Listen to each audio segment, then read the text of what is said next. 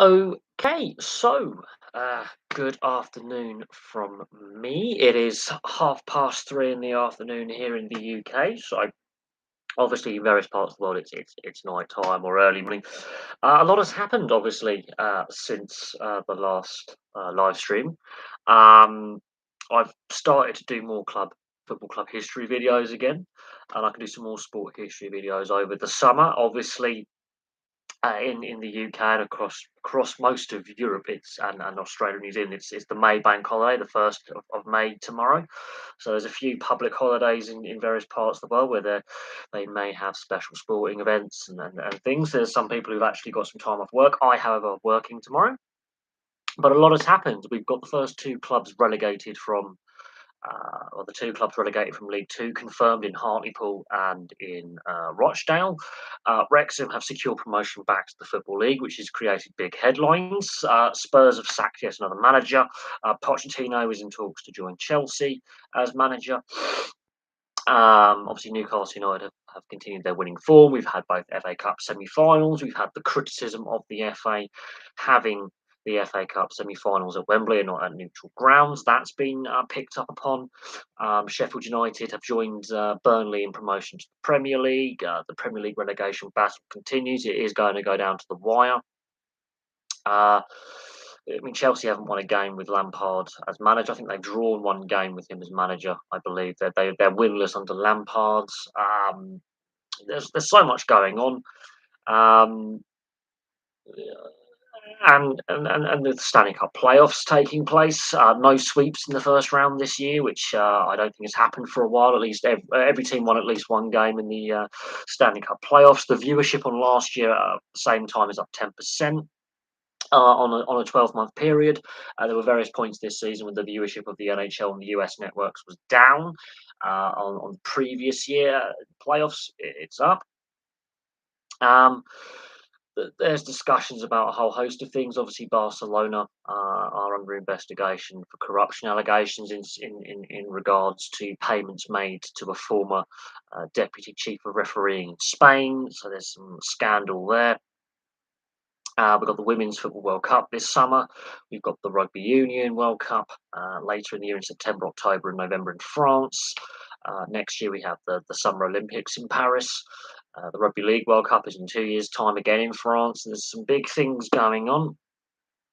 And to discuss, there's the World Championship Snooker. Selby is going to be playing Brussels in the snooker. We've seen some protests at some big sporting events, which have drawn a lot of criticism and question marks over the security and accessibility for fans around certain events, which were high profile, including the Grand National, the Scottish Grand National, and the World Championship Snooker. There's been some high profile protest stunts where they've interfered with the sporting events. The title race is going down to the wire. Arsenal may have choked the title away. They're still top of the Premier League, but the gap has closed. Man City are right up there now, trying to go for a treble. Very similar to Liverpool last season, where Liverpool could have won all four trophies and ended up with two. Man City could end up with three. They might end up with none. So there's a lot going on there.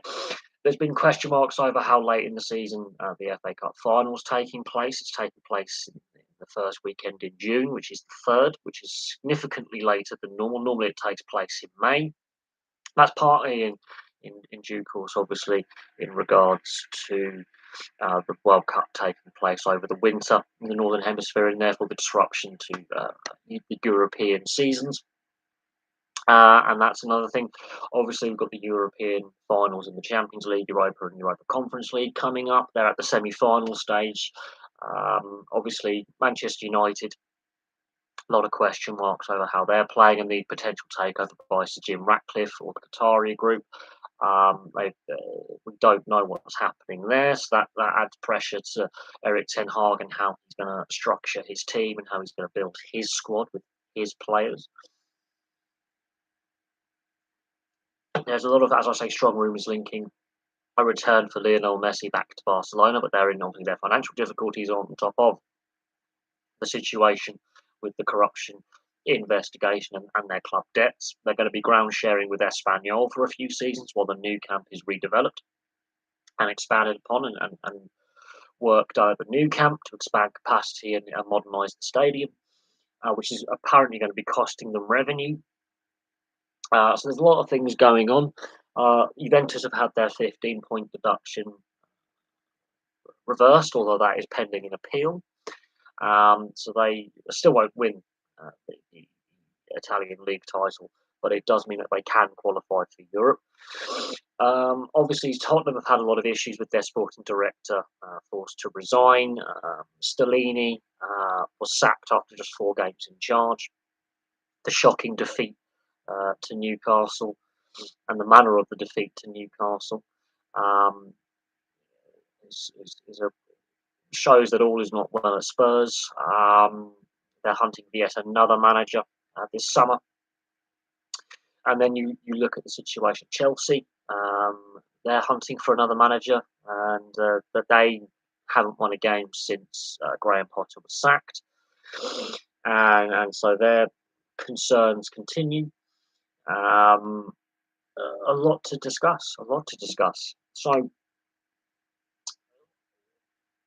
we're at that point in the season where, as I say, in the European footballing season, where clubs get promoted, relegated, cup finals are played, and we may see more managers part company with clubs in the off season. Then there's the transfer talk and who's signing where, what players are going to be leaving clubs, what players are going to join clubs. There's debate about Jude Bellingham at Dortmund, whether he's going to be a Dortmund player long term. Debate about Harry Kane, whether he remains at Tottenham or he leaves, where Messi ends up. The situation with several clubs financially. There are some clubs really struggling financially. If Everton were to get relegated, for example, from the Premier League, that would, I think, constitute a financial meltdown. Reading obviously getting dot points in the Championship. There are 4 clubs in the Championship who've had transfer embargoes this season.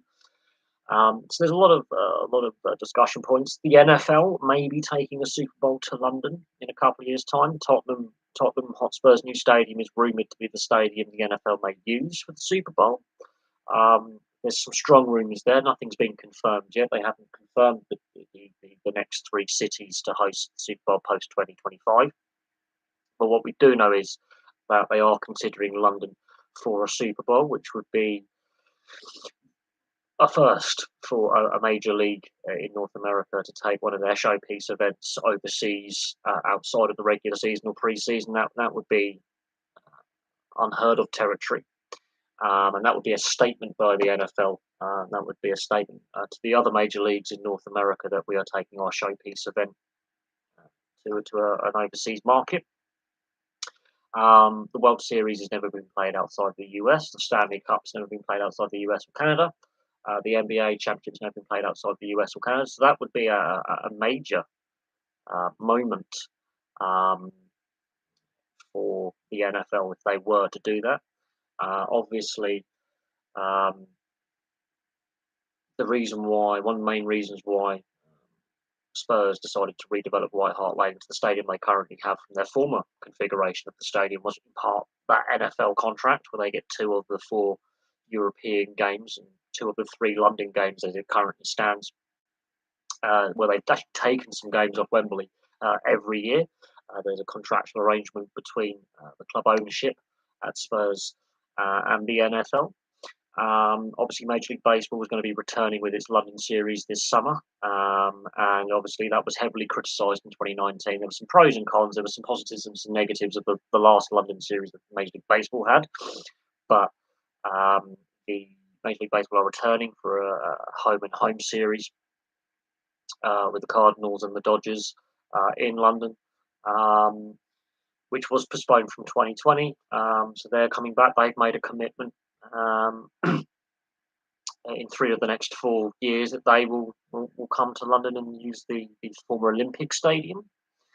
But there were things I think they needed to learn from the last experience, and that's going to be interesting this summer, how that plays out, how many local fans versus foreign tourists turn up to watch games, the price of tickets, the overall fan experience, the quality of play, and how much taxpayer money is used to prepare the stadium for Major League Baseball, because it did cost taxpayer money in 2019.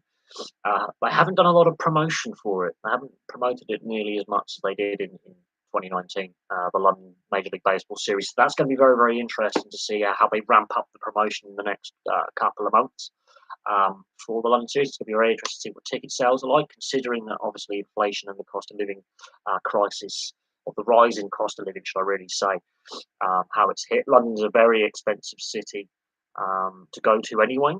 And so ticket price and the price of concessions and merchandise will be very, very interesting to see how Major League Baseball prices their event in the summer. Very similar to what the NFL, how they price and things when they return this autumn to London, to Wembley and the London and the Tottenham Hotspur Stadium when they bring more games back here.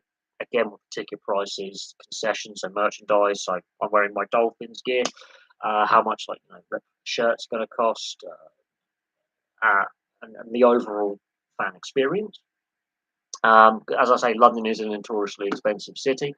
Um, and yeah, disposable income for local fans. That will be interesting. And we still await announcement if London is going to be a Super Bowl host city. It's looking very likely it could be in 2026. So that's something to bear in mind. Obviously, in the NRL, the West Tigers have finally won a game. They've broken their lengthy losing streak that goes back to last season, and so they beat the Penrith Panthers. Penrith have lost all the games they've lost have been in the rain this season. So Penrith, when it rains, don't play very well. So that's a very interesting one. Similar conditions to when they played the World Club Challenge against St Helens. Similar scoreline, very close game.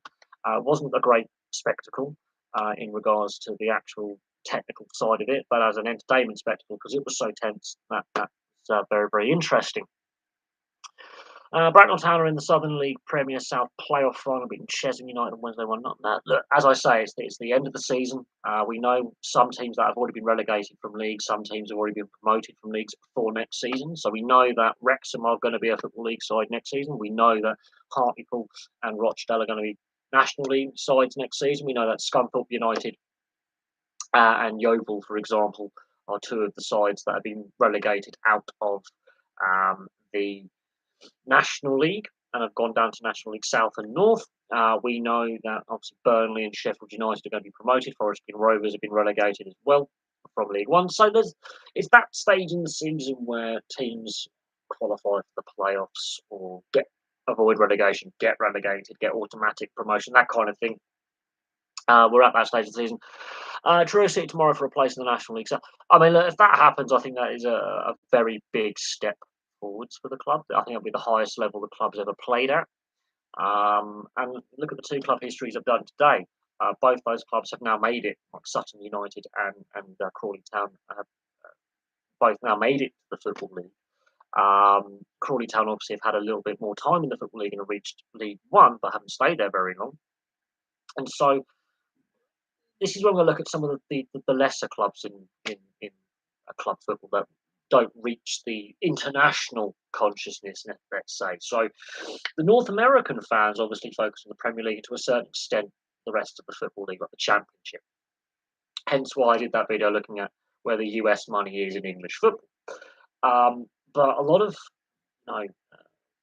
the international audience when it comes to our domestic league and to a certain extent European football as well, they'll focus on the Barcelonas and the Real Madrids and the AC Milans and those clubs that have won like a European trophy, for example. They won't really know about what makes up the rest of the league, the history of the league, because what I've been looking at with German football is yes, Bayern have got the most titles, but before 1970, Bayern Munich were not really that successful. And they haven't been the most dominant club in Germany all time for lengthy periods. It's only been in the last 20, 30, 35 years that Bayern Munich have been the big thing, really. So we'll see what happens there. Can you talk about domestic cricket? Strauss is gone and the 100 is going to be scrapped, except the 100 was never going to work. It was always going to lose money. They stated it was going to lose money. And it's not.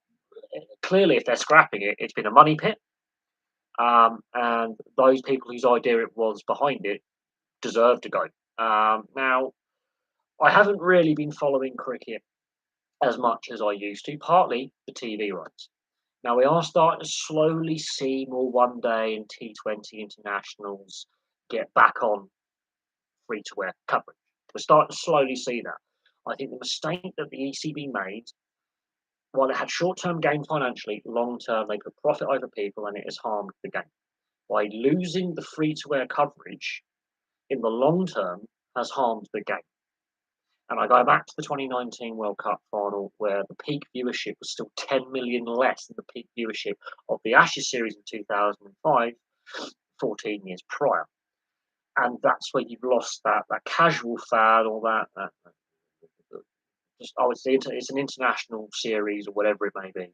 That sports fan who's casual, just that casual viewer who can become converted to a mainstream fan, they've lost out on 10 million viewers. That's 10 million less pairs of eyes watching your product. And as time has gone on, kids now will probably know a handful of the England players. When I was a kid growing up, you could name the entire test side. So the media coverage in newspapers, online, on free, it's different. The sporting evolution has gone the other way. I don't agree with changing the county structure with what is planned with city names. That you just kill off vast proportions of the county system has worked well for 150, 200 years. Why change it? Why change something that's working? This is the problem with the ECB, is they fiddle with things that work, bring in things that don't work. And the fact that the 100 is going to be scrapped, I think, is a no.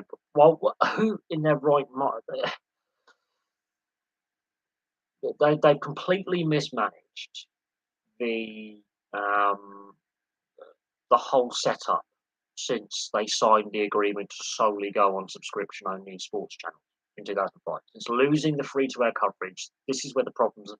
They chase the short term financial gain. So Alan Stanford, that T20 match, the £20 million match. You could see the signs then that they were doing these knee jerk, reactionary kind of publicity stunts, chasing the short term financial gain, but it's caused long term pain. Now, I wouldn't say there's only three famous cricketers, but in the public consciousness, just for the casual or or the school kids, you've got Stokes, Anderson, Broad, maybe Joe Root. That's four. Jofra Archer, that's five.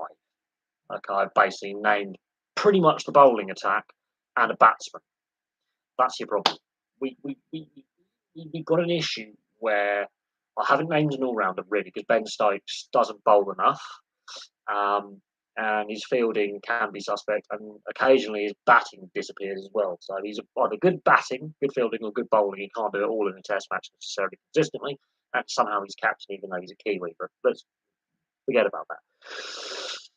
I think my view on English cricket and my view on cricket in general is the governance is poor. Corruption has manifested itself within the game, within the sport. The TV rights and the media rights deal and the exposure is not what it should be. And the domestic game, not only in England but across every test playing nation, is not of the standard it was 20 years ago. And people can blame the IPL or the T20 format, blame the weak governance, and blame the chasing of the quick, easy dollar or the quick pound or the quick rupee or whatever currency we want to chase the money. They put profits over people. The ICC is not fit for purpose. That's been proven years ago. Corruption allegations have gone through the roof. You can't just blame the IPL for the issues or the T20 competitions for the problems that cricket faces. There's an unequal distribution of wealth. The TV rights, a lot of questions need to be raised about TV rights. To put the test matches back on free to air coverage if they're a home test match. For God's sake, it's not hard. Increase the exposure, especially for kids from deprived backgrounds, for example. It's not hard. Simple things. You may make that a little bit less money, but in the long term, you've got more players, more fans, and ironically, you will start making money again because cricket's actually lost money since going behind a paywall. because at any time, like what we've seen over in the US and Canada, for example, where regional sports networks are going bust, massive consequences if a team or a league is signed up with a one network or is reliant heavily on a network for revenue streams, that network fails. So Bally Sports in the US, for example, catastrophic financial consequences. We've seen it with ITV Digital. We've seen it with Setanta. We're sort of seeing it with BT Sport being bought out and rebranded. There can be catastrophic consequences. I mean, look at how people now relate to football, for example, in this country, with the Champions League, Europa League, and Europa Conference League going behind that BT paywall. What's going to happen with the European club games on TV next season? Look at France, for example. They haven't got a domestic TV deal. That has collapsed, partly because of COVID, but it has harmed the finances of the French game to a point where only PSG, well, they just breach financial fair play as it's a joke to them. But the rest of the league has basically said we cannot financially compete with PSG anymore. I wouldn't necessarily say put it on Channel 4, a free to air broadcast that also has an online streaming service which is accessible where you don't have to pay, where it's accessible. ITV, Channel 5, Channel 4, BBC, it doesn't matter. They need to make it accessible, but also on a digital side as well, because the ECB has only done and shown. I mean, the fact that the ECB is now saying the hundred's going, they already stated in its first year, even without COVID, it was going to lose money in its first year, possibly on projected forecast break even in the second. COVID hits, cost of living crisis, a format already losing money that has had controversy surrounding it since its inception, losing more money from an organisation that had to get emergency government assistance 3 years ago to avoid going out of business, laid off staff from central office to avoid going out of business and collapsing into bankruptcy. Treadbridge was the highest viewership at peak. That was the test match that swung the series in England's favour. England draw or lose that. I think if England lost that, we lose the Ashes. That was the moment where the momentum swings in England's favour. Trent Bridge. I think Ashley Giles gets the winning runs, I believe, in that one. I watched all five, apart from the first test because I was overseas. I watched the other four tests in full.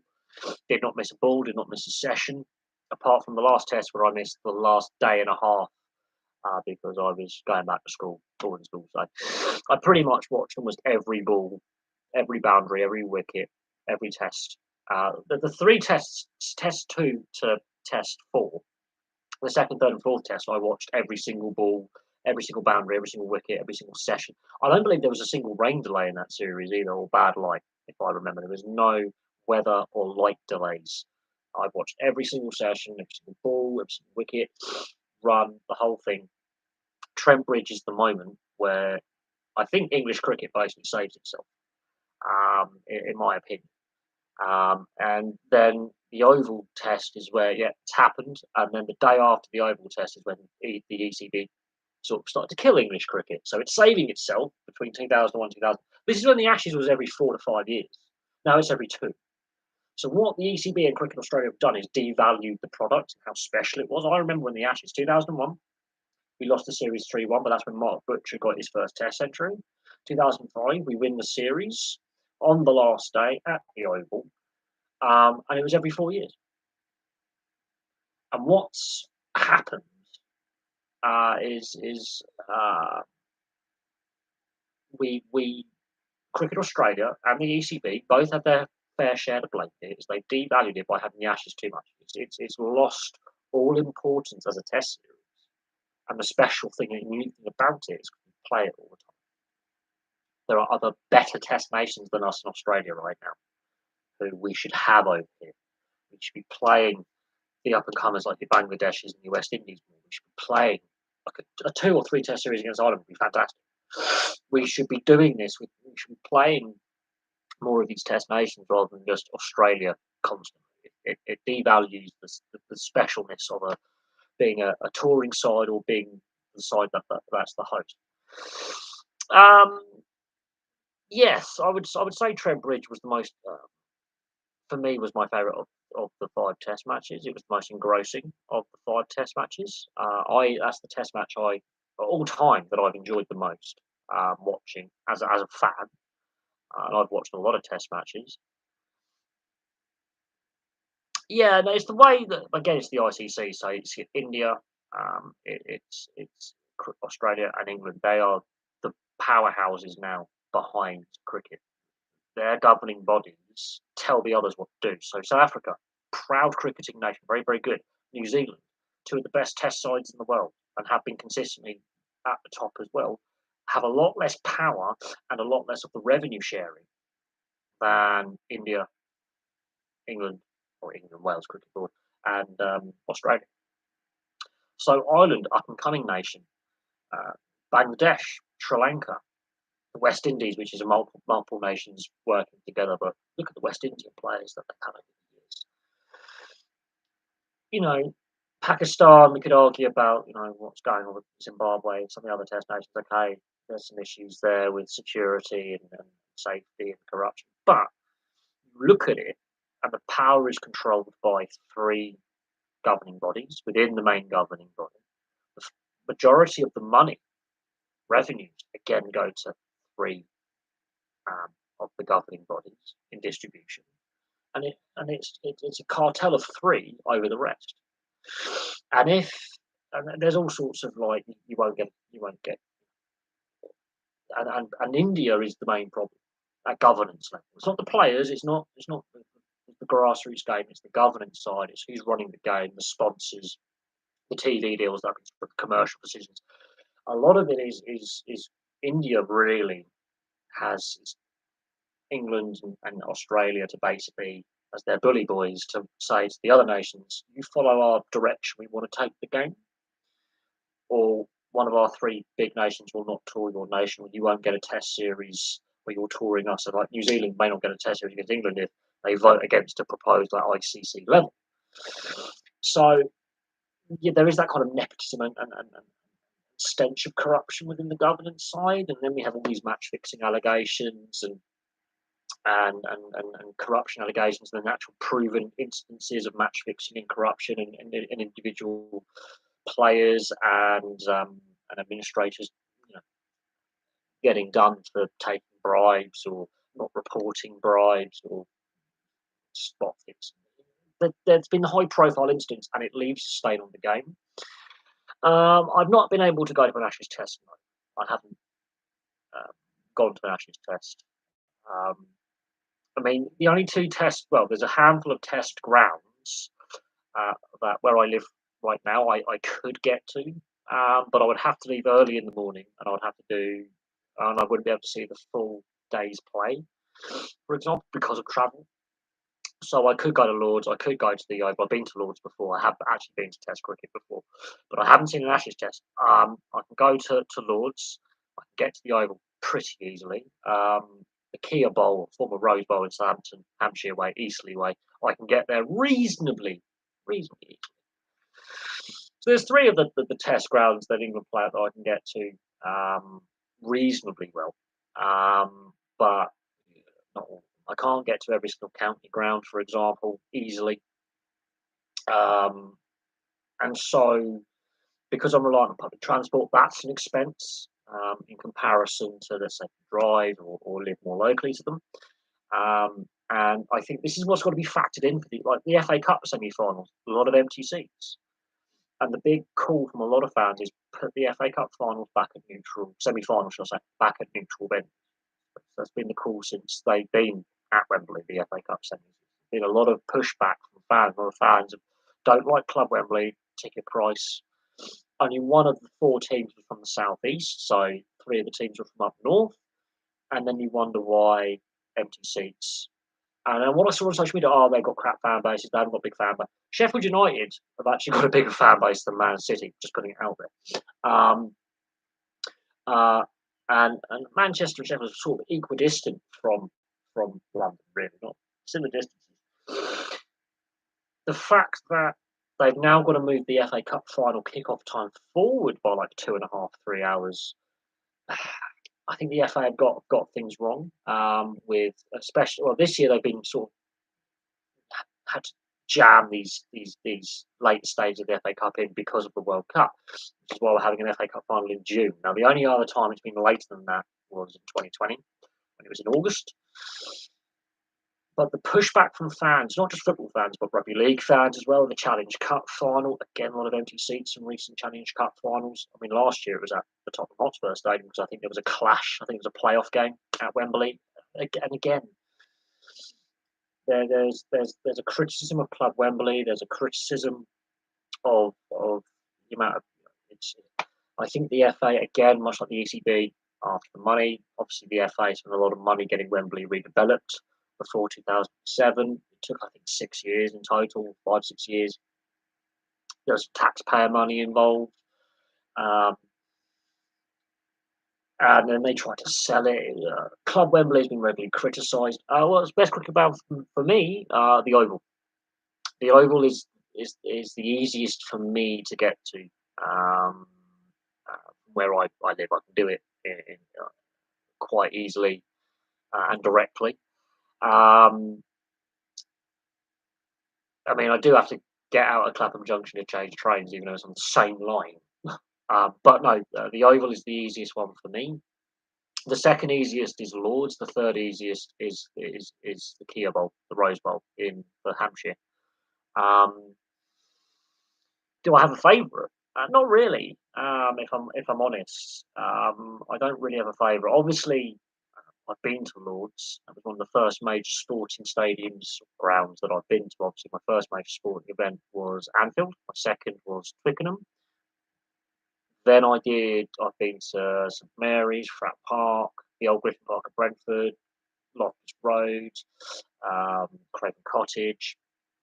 I've been to a lot of football grounds and rugby union grounds. I went to Lords in 2003. At this point, I'd already done a lot of football grounds around the southeast. Been to the days ago. So Lords is the only one I've actually been to, and that was 20. That was actually 20 years ago. I went to Lords, so it's a long, long time ago since I've been to Lords. Back in 2003. The time has flown by. That was 20 years ago I went to Lords. Lords hasn't changed since I last was there for the majority of the facilities. The media stand with the big media stand, I think, had only recently been open for a couple of years at that point. That was at the nursery end, basically. So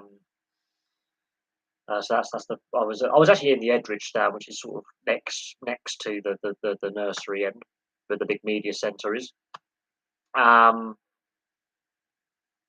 So yeah, look, as I say, I've been to Lords. I don't really have a favourite. No, there are some on my bucket list that I want to go to watch a Test match or a county match, but no. At the same time, I I think again, I think the ECB have definitely got things wrong. I don't see a lot of promotion for Test series coming up as much as they could. So they could use social media a lot better than they do. They could use TV advertising, and when you're on like an online streaming service such as YouTube, they could use online advertising a lot better as well. I think we've mismarketed our sports leagues and our teams and our national sides really badly. In my opinion, I think we haven't marketed um, very well at all. Um, this is where I think certain leagues have done really, really well, and certain teams have done really well with how they market themselves and how they sell themselves. And ironically, Premier League or English football or rugby union or rugby league or whatever sport we're talking about domestically here in the UK, we're very good at marketing our internationals and our domestic leagues to the overseas TV audience and online audience than our own domestic fan bases.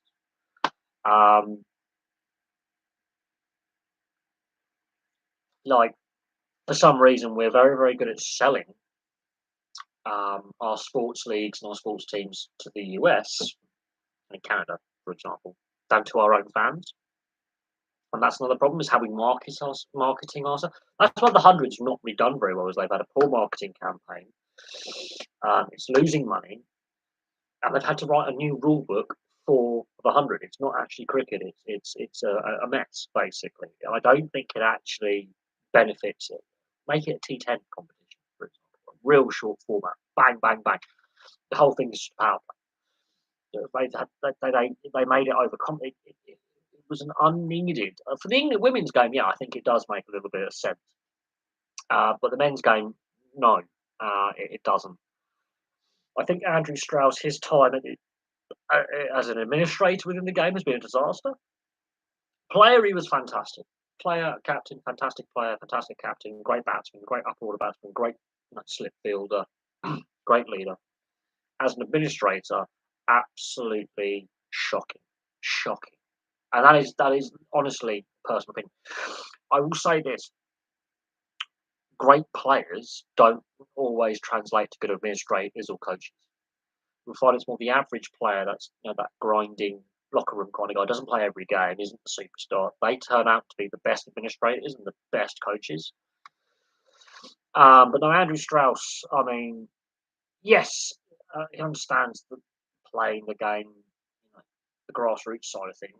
But again, the team he's got around him, because he won't be the only guy in the administration side of things. His department and the team he got around him, I think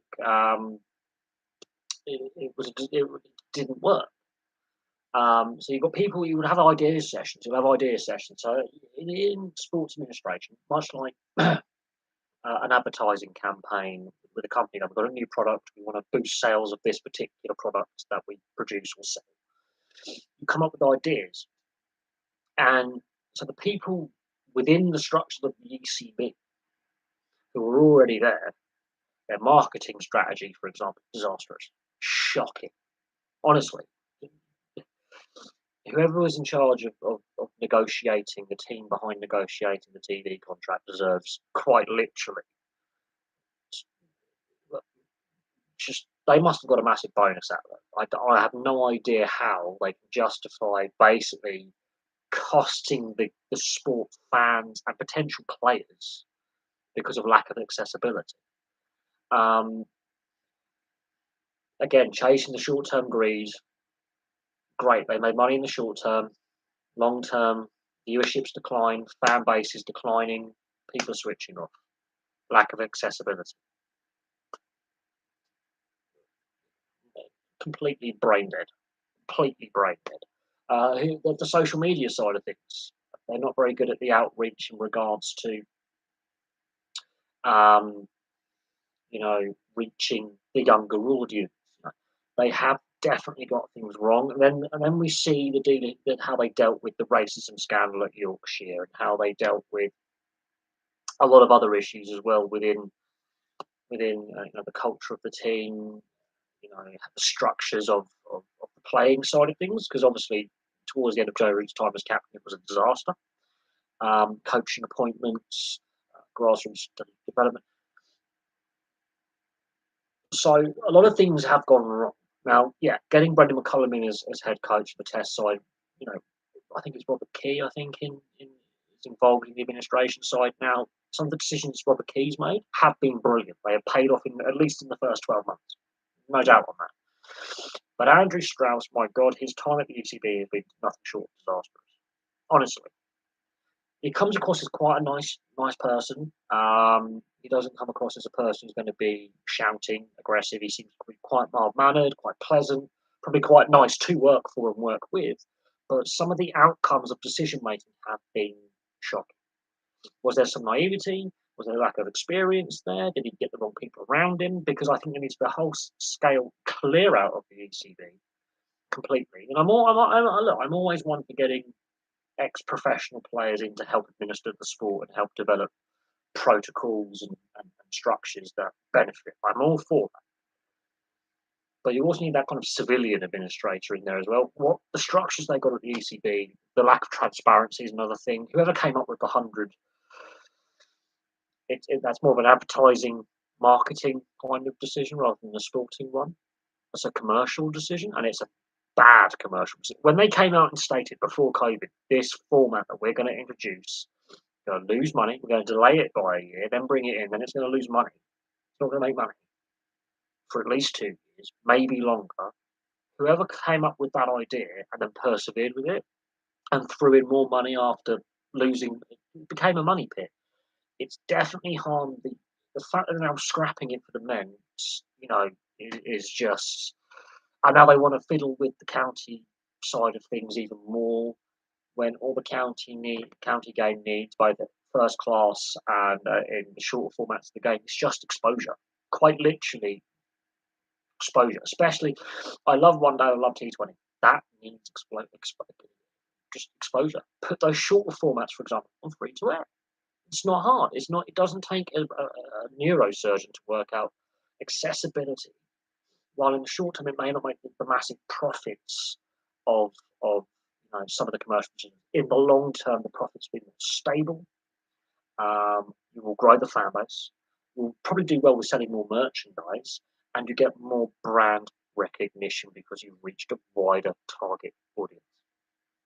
There's quite simple things. You might make a little bit less money, but then the risks against that are lessened. So if it doesn't work, you don't like 100, for example, you're going to make less losses because there's less on the line, but you're more likely to reach a wider target audience, better brand recognition because you're reaching that wider target audience, and it just. World Snooker Championship final stop between Mark Selby and Luca Brissell at the end of the first session. It's currently Brissell, I think. Selby, yeah, underdog's going to win that one. Yeah, underdog's going to win that one. I think we could have our first European world champion. Just going to put that out, our first European. We've had Australian, we've had Canadian, European. I think he's Belgian, if I'm not mistaken. We could have our first European world champion. That would completely change world snooker for, I think, a positive, because he doesn't come from a traditional country that plays the sport, so not a British Commonwealth, basically from the British Empire, and he's not Chinese as well, because the Chinese have won a few. I think a few Hong Kong and Chinese mainland players have won as well. If you get someone from continental Europe winning, completely changes, and I think the direction that world snooker takes, and it will be a benefit, massive benefit, if Brissell goes on and wins, and it completely changes the dynamic and really grows the global appeal of the sport. Now, I don't know what the coverage is in Belgium of Luca Brissell's career and how continental Europeans, how many of them actually play and watch snooker. But there we go.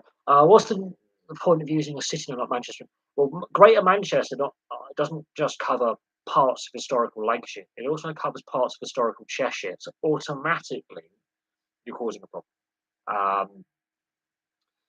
You'll disenfranchise the rest of the Lancashire county cricket. Because Jimmy Anderson, for example, he's a Burnley lad. They don't like Manchester. You're automatically, in my opinion, you will lose the more rural aspects of the fan base of that particular area or other locations, because Lancashire is more than just Manchester, historically. Liverpool is historically part of Lancashire as well. You've got places like Preston, Blackburn, Burnley, Accrington, big population centres. You're disenfranchising a huge proportion, 70% of your potential fan base. Same with Yorkshire. If you were to say, I'm going to call it Leeds, you've just cost yourself Bradford, because Bradford hates Leeds, York, Sheffield, Rotherham, Scarborough. You've just cost yourself a load of potential fans because you disenfranchised them. This is where cricket, I think, is a little bit more encompassing. You're going to have then two, because Surrey play their home matches in London at the Oval, and Middlesex play their home matches at Lords. You call it a London team, London North, London South. You disenfranchise a lot of people outside of just disenfranchised people. Somerset calling it Bristol or Bath. You've just, put off a lot of people. Because Gloucester, for example, Gloucester, Cheltenham, want to engage people outside of that one urban area. That's where I think county cricket or the cricket system works really well. because you have the local village and town cricket clubs, multiple, sometimes multiple in a location, and they feed into the county cricket system, um, like their catchment area. You just suddenly disenfranchise people massively.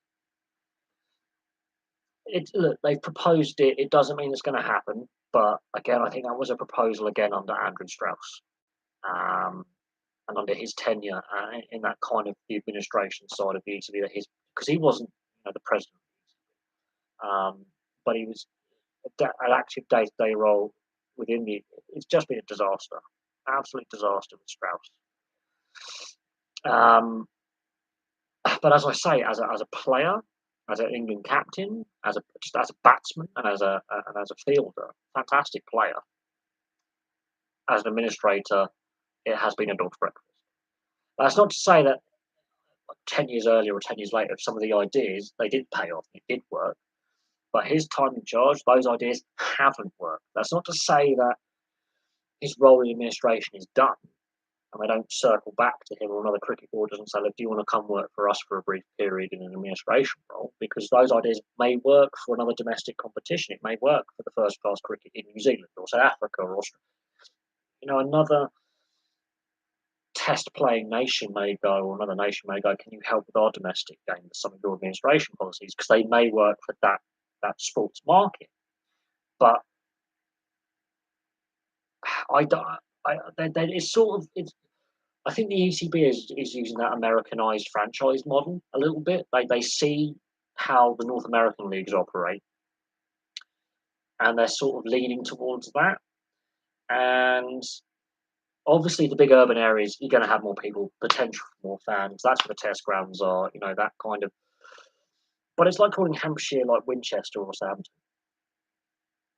You will just completely completely tune out a lot of people, especially if like Hampshire becomes Southampton. You've just lost all the fans from the Portsmouth and Havant, Waterlooville, and Eastleigh areas completely.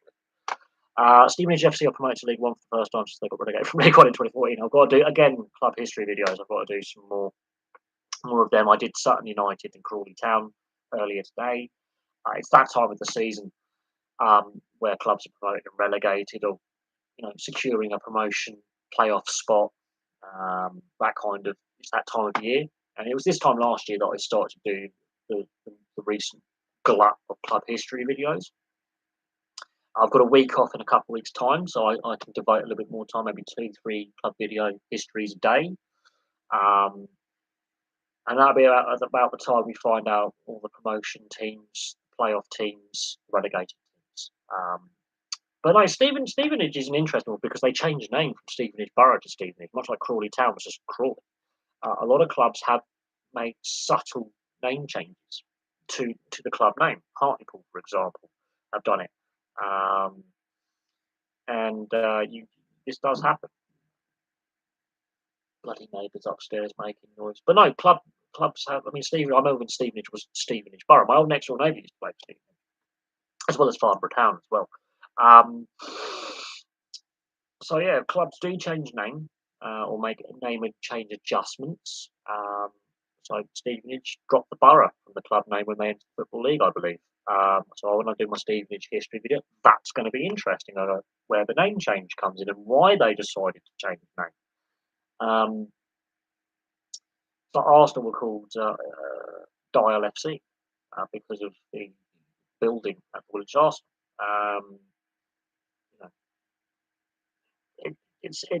Name changes are quite interesting. In other countries, cities cover a larger area, like Melbourne covers several towns in the region. So, someone from Wigan won't say they're from Manchester. No, I mean, look, it'd be like Wigan, Greater Manchester, but Wigan is Wigan. Their rugby league and football clubs hate clubs from Salford and Manchester itself, and the other locations in around Cheshire and Merseyside and Lancashire. So you do risk, because Wigan's basically a rugby league town with a football club attached, basically. But you do risk that potential of that kid who wants to be a cricket fan from Wigan. He's a Wigan lad. He's a rugby league fan. He might also support Wigan Athletic. You do risk calling the Lancashire County Cricket Club Manchester. You risk I'm a Wigan boy. I'm going to support clubs. You risk turning off those, and again that little bit of traditionalism. I understand the globalization of sport and the pros and cons of that. You do lose that little bit of tradition and that little bit of history, and I think the ECB is caught a rock in a hard place. They've got to globalise. They've got to maximise the profit. At the same time, you've got to get fans coming through the turnstiles. And if you're turning off fans with some of these bizarre decisions, like the 100, like the TV deal, whilst at the same time trying to, make as much money as possible, some of the decisions they've made at the corporate level have been disastrous. And they're not the only sport, they're not the only sporting governing body to make really poor decisions. Really poor. They've been doing it for a long time. Ipswich Town, again, promotion side of the season.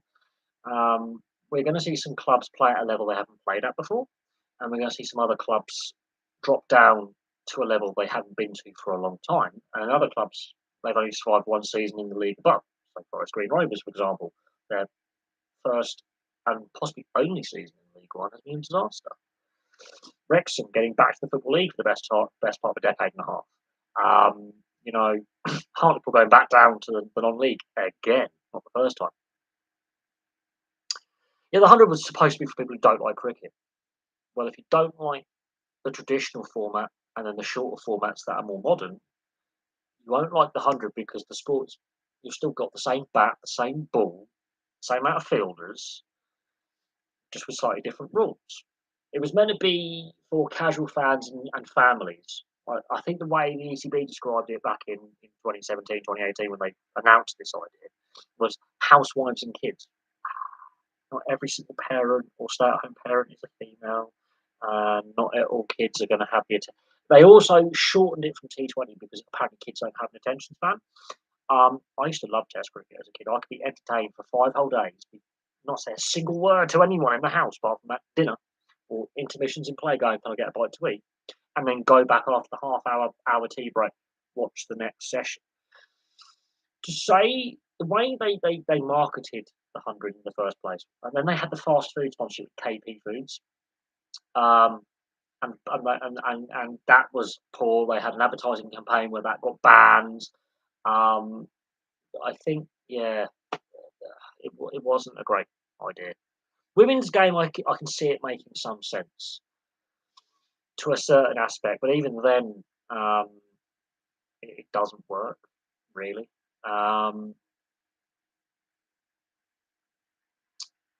They sort of. Well, I don't think it was people who don't like cricket. It was trying to get those casual fans hooked on the sport and potential new fans who hadn't ever watched cricket before interested in the sport. But then when you understand the history behind it and how the game is played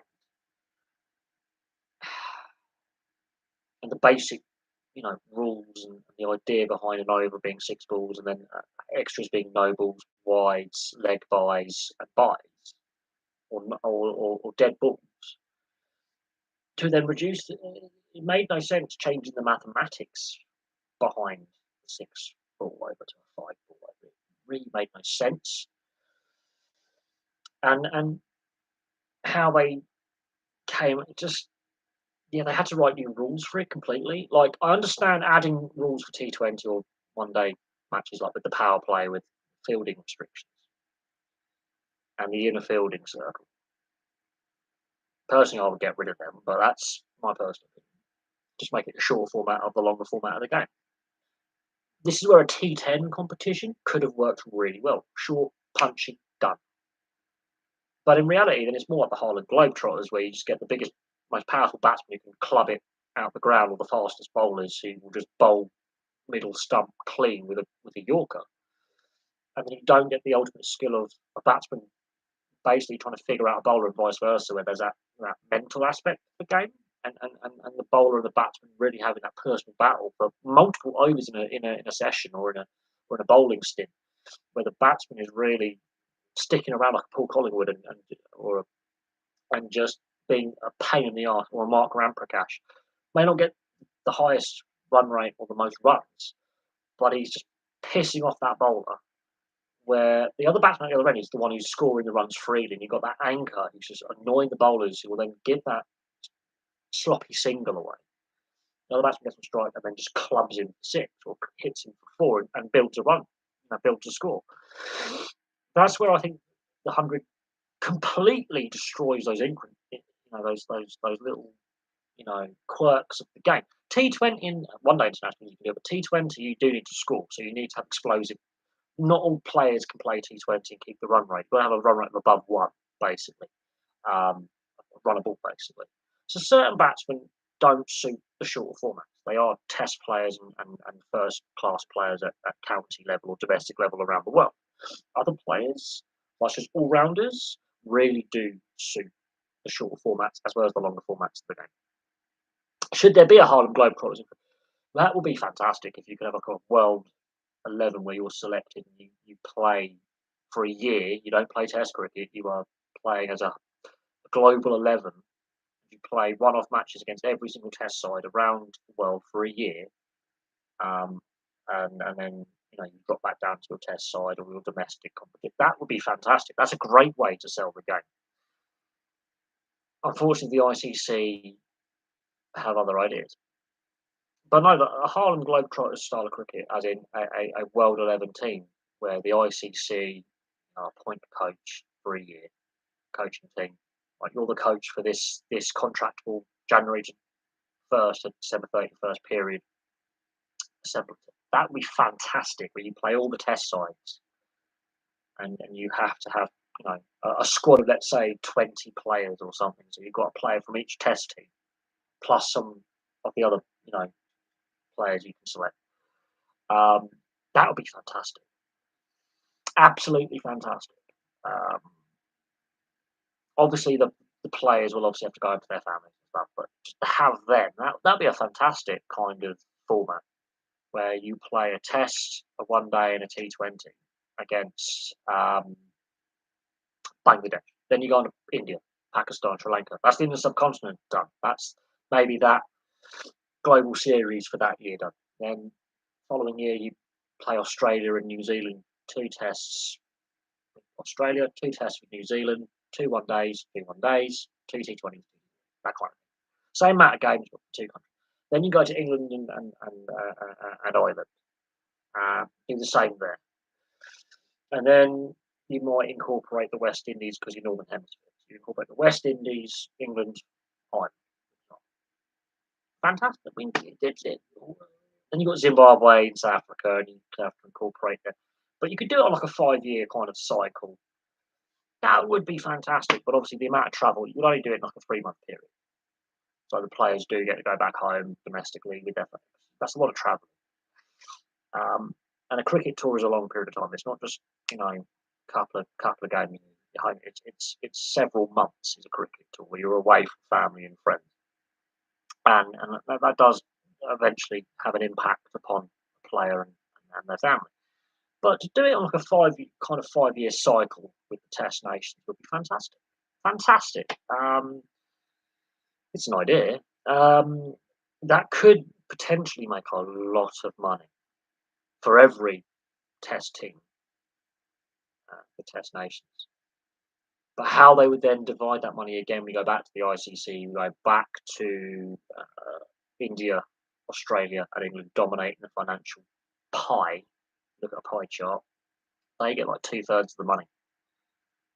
3/4 of the money goes to 3 tests governing bodies, basically, to distribute the centralised contracts and salaries to administer. And the rest of the cricketing world, I think South Africa and New Zealand come next, and then it's just scraps after that. Scraps. You don't get a lot of money. And then the same could be said about like a World Rugby League 13 or something, like a World 13. And we have the All-Star game in the Super League and the All-Star game in the NRL. The Prime Minister's 13, for example, at the end of the season. Those players that don't get selected for the end of the season Test or World Cup tours by Australia, they will play PNG and a selected Papua New Guinea side, Prime Minister's 13. That kind of thing. You could have like a World 15 or the Barbarians is the rugby union equivalent. So we do have the Harlem Globetrotters, the rugby union, but rugby league could do it, football could do it. Um, um, well, I think, look, as I say, you could make a cricketing team have all the Test nations of like a World All Stars. It is doable. A World All Stars squad. Um, because I think there actually is enough Test playing nations now where you could have a World All Star squad plus a couple of reserve players to rotate. You could do that. And as I say, I mean, look, I mean, you could play, a T20 series, for example, in Dubai with like a World All Stars team versus do a series of games. It is doable. Whether cricket decides to do what rugby union does with the Barbarians, for example, or basketball with the Harlem Globetrotters, for example, um, or like an all-star game like the NRL does, or the Super. We have all-star weekends in the NHL, the NBA, Major League Baseball, the NFL. The concept is a little bit alien to the European and South American, for example, sport like a psyche and establishment. I think the Super League is the only time you see an all-star game. The Barbarians is international all-star game, but in reality, it's not the done thing. It's more of an American idea that has now transcended to other countries and continents, and that might not be the direction they want to take. Um, and there are a lot of fans who are like not overly enamored, for example, with the Americanization of certain sport, traditional fan base of let's say English football clubs or F1 or you know certain sports which they also play in the US, but like ice hockey, they're not overly enamored with like the Americanization, and they feel it devalues what the sport's about. Um, while cricket is obviously looking at, obviously there's going to be an American T20 competition coming up, and they're trying to grow the game in the US. They might have to Americanize a little bit in order to you know gain the interest of the American fan base and get the American dollar. Because the US is like the biggest, is the sports market you want to crack. If you can crack the US sports market, um, you'll make it as a global sport truly. Because as soon as they know there's a World Cup and they're not part of it, they want to be part of it.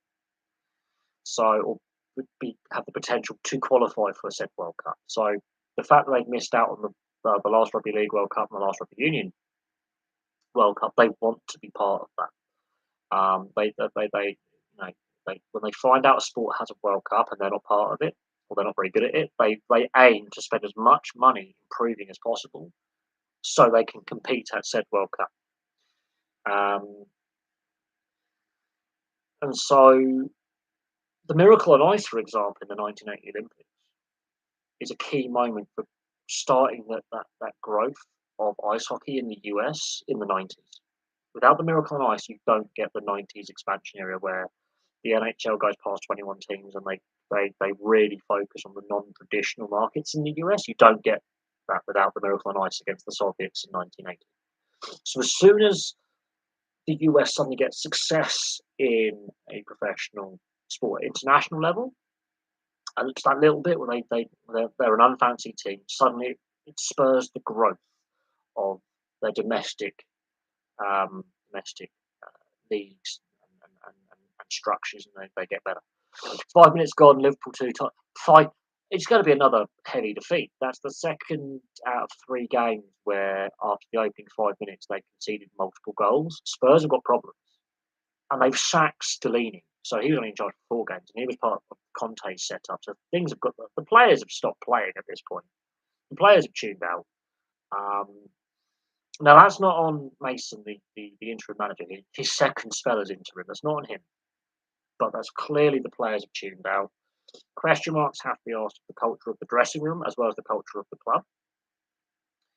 And Spurs fans now, it's become more of a, not just that running joke of Spursy or another trophy this season. Because Arsenal fans can still win the Premier League, for example. They've just surrendered a big chunk of that buffer they had. But Arsenal, I think, will win their remaining games, and suddenly it's a different kettle of fish because obviously Man City have got to win every game. It's not going to happen because the amount of fixture congestion. Spurs, however, they tuned out long before Conte was sacked. Long before he went. Um, like for me, Spurs' trophy window was Pochettino. The season after the Champions League final, he sacked because they decided to rebuild White Hart Lane for the NFL. They're anchor tenants in their own stadium. So the ownership and Levy as chairman, this club is not going to win silverware. Again, Tottenham Hotspur is like the ECB, profits over people. Money talks, yes, but you've got to be successful as well. You've got to have a successful product. You can't just milk the fans constantly dry. You can't just go to your customers, right, we're going to keep upping prices, but the quality is going to get less because eventually people will stop turning up, stop buying your product. It's fact. This is why certain car companies have struggled, for example, regardless of economics. Up your prices but lower quality. This is why British Leyland, for example, failed as a massive conglomerate, similar to why Ford and GM on the motor vehicle manufacturer side of things, prices kept going up, but the quality of manufacture went down. People stopped buying as much. The companies were quite big; they had to downsize. Hence, why Holden and Plymouth, for example, and Pontiac are no longer GM brands. Um, Hence, why Vauxhall Opel got sold off. Prices went up, but the quality of the ended product went down. So people, again, when you've got less money, disposable income, maybe a bit more choosy about what you purchase. You might go, well, that car is made cheaper. It's also cheaply made, but costs a lot less. Okay, I'll get a little bit less equipment, but it's less likely to go wrong because it's from Malaysia, for example, the Proton, for example. I'm going to buy that. Now, in the 90s, that was a thing. People were like, well, I'll buy a Proton. It's half the price or a third of the price of a European or North American car. And was just as actually ironically as mechanically reliable as a Japanese one. He's got a bit less kit. But if you're on a budget, you're going to go with the budget brand. But if it's reliable and cheap, you've got to be careful. You have to be very. And I'm using a car analogy here, or even same with motorcycles. Italian bikes look beautiful, very expensive, go wrong. Japanese bikes, some of them are expensive. Same with British bikes are expensive. They are not as well made as they used to be. But I suppose, much like the ECB, short-term profit and what it's Spurs, the culture within that club. I mean, there's been a lot of speculation about who's going to replace Conte as a full-time manager. Same with Chelsea, a lot of speculation. But you've got to look at how the clubs are run. The fact that Liverpool have had a disastrous season by their standards, by Liverpool standards, poor season. Injuries haven't helped, and some of their transfer decisions have been head scratching. Some of the players haven't settled in or hit the ground running this season. Aging, some of the players are at the end of their careers. Milner, for example, Henderson's another one. Their race, I think, is run at this level. They might have another season or two in them if they just focus on their fitness. But their depth, Liverpool have not had a good season. Liverpool have won a lot of trophies since Tottenham last won a trophy. There's your difference. In the years that have passed since 2008, since Tottenham last won a trophy, Liverpool have won the league, multiple. They've won the Champions League in there again. They've made multiple Champions League finals. They've won League Cups, FA Cups. They've been a very, very successful team. Not the most successful team, but they've won a lot of silverware. Tottenham won nothing. They've been to a couple of League Cup finals and a Champions League final, and they've won nothing. Liverpool have won a fair bit of silverware, predominantly under Klopp. I think there was one trophy since 2008 Liverpool have won that wasn't under Jurgen Klopp. That tells you something about the culture. Klopp is the longest serving manager in the Premier League. How many managers have Tottenham had since Jurgen Klopp was appointed? A fair few at this point. Arsenal have won trophies since Tottenham last won a trophy. and this is a very down spell for Arsenal by Arsenal standards, right? So their biggest rivals are now, winning silverware again. Above them in the league, could win their first league title in nearly 20 years. And could, because they've really struggled recently. They've had a few wobbles, but nerves have got in there. Spurs, I don't. They claim they're one of the big, the self-anointed, self-titled Big Six. Yet they've not really done it. They signed. I think they signed up that European Super League, which was laughable. Um, that didn't go down so well. In the process of signing up for the European Super League, they sack a manager, foul up sack his replacement, hire the guy to replace the replacement they were going to hire to replace Mourinho, but then they sack it. Well, basically, he resigns. He quits, doesn't want to stay there. They've made a lot of really poor decisions. But then you have to look at, Harry Kane. Is he just like an older version of Haaland, for example, um, where scores a lot of goals, has a great goal scoring record, um, but really is a one trick pony. Doesn't do a lot else for the team.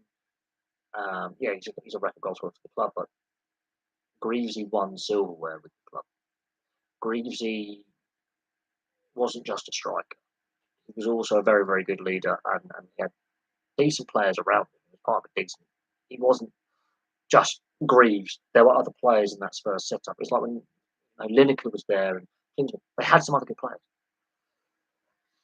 3-0 after what, 15 minutes? I mean, this is just shambolic by Spurs. Shambolic. And then you have to ask the question of the dressing room, the culture within it. But then culture starts at the top. You've got a poor culture at the top, it does filter down. It does. It does have a negative impact upon others because it's toxic, negative. Same with Chelsea. There are other clubs like Everton, other clubs where the culture is poor, and I say poor in the sense of it's not positive or there's bad things. It's now 3-0. There you go, and that's game over. But unless Liverpool have an England middle order batting collapse, or a Pakistani cricketing batting collapse, which middle order batting collapse, which is an analogy. That's that. Spurs are like Chelsea, a club in free fall. Where they are next season, who knows? Because whoever comes in as the replacement for Conte on a full time basis, same with Chelsea, who are very keen on Pochettino, which is ironic. So are Spurs. Whoever comes in, the players are begging Pochettino to come back. The leadership core at Spurs, the same leadership core that down tools for Pochettino and got him sacked. So when do the players take the responsibility? Because it's always the manager who gets sacked. Like some of the decisions that the board at Spurs have taken around appointments. Unfortunately, he's got a 30% stake in the ownership of the club.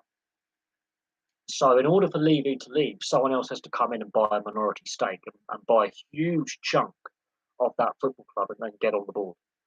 In order for change to happen at Spurs, Levy either has to sell his stake or resign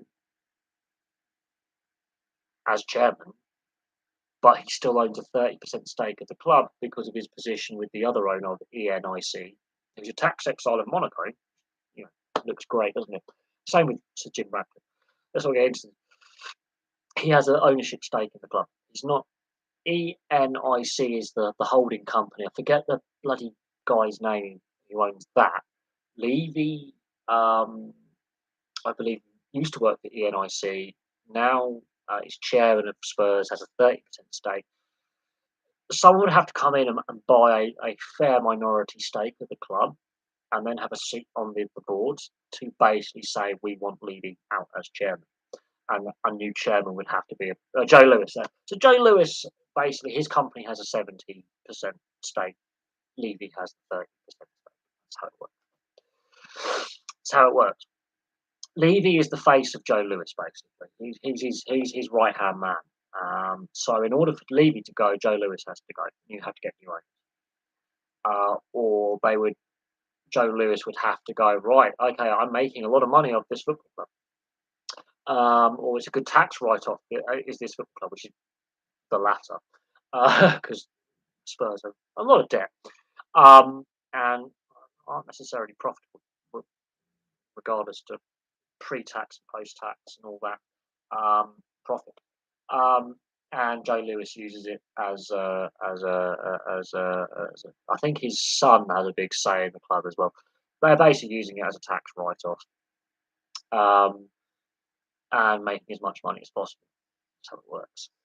That's how a lot of club owners work. Is it's a tax write-off, um, and or um, you know part of a wider group of business interests. So your business group may make money. That's the tax write-off. That's where you can cover the losses of the rest of your business group.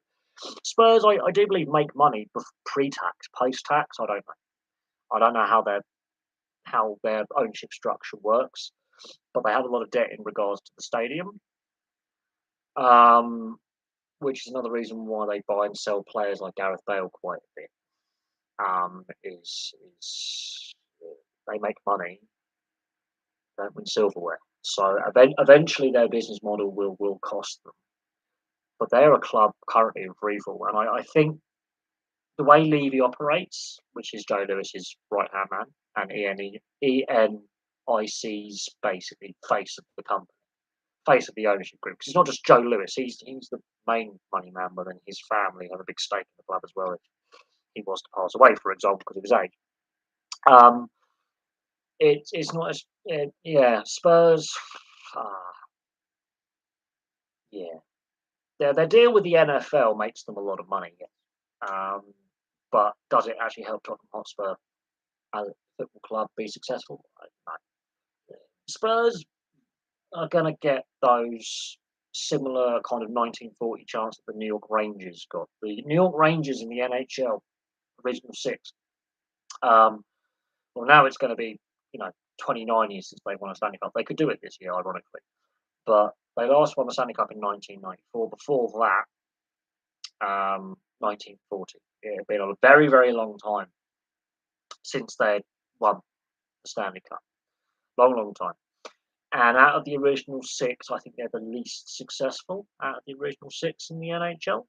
Obviously, Montreal and Toronto dominate, but Chicago and Boston do quite well, obviously. And Detroit obviously had their spell where they had been successful for a while, but Spurs are going to end up having that kind of moniker of being in the top flight for what seems like forever and not winning anything, and eventually that will become a problem for their own family. Other fans will take the piss for years, but it will then start affecting the mentality of the club's own fan base. I mean, if they had won that League Cup and not sacked Mourinho, if they won that Champions League and not sacked Pochettino, we're starting having a different conversation about the team because they've managed to get that little bit of silverware. In fact, they've been to a couple of League Cup finals, and then we have a different conversation. We're having a different conversation. Had they not choked away the Premier League title race in 2016, we're having a different conversation, and the conversation disappears. Disappears. The fact that okay, since was it 1990 or 91 they last won the FA Cup or something? Since 2008, notwithstanding, that's been over 30 years plus without silverware, over 60 years plus without a league title. This is where this underachievement, and they've won a lot of FA Cups. Ironically, they're very successful historically in the FA Cup, but this is where that sense of underachievement comes from. And Arsenal's success under Wenger is obviously, and the record FA Cup wins, you get that kind of ongoing discussion about Spurs. There's a few other clubs as well where that lack of success, considering the history and the success they've had before, but lack of recent success starts becoming that ongoing joke.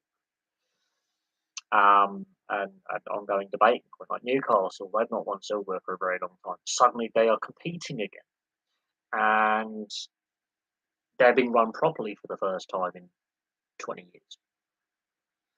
The issue that Spurs are going to face is this season's starting to become a disaster. Now, the league position right now is not bad, but they're not guaranteed a European spot.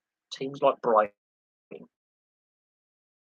Aston Villa, Brentford, Liverpool obviously have won had a lot of success, so they're having a down season, but they've been pretty consistent. Teams above them, Newcastle have overtaken them.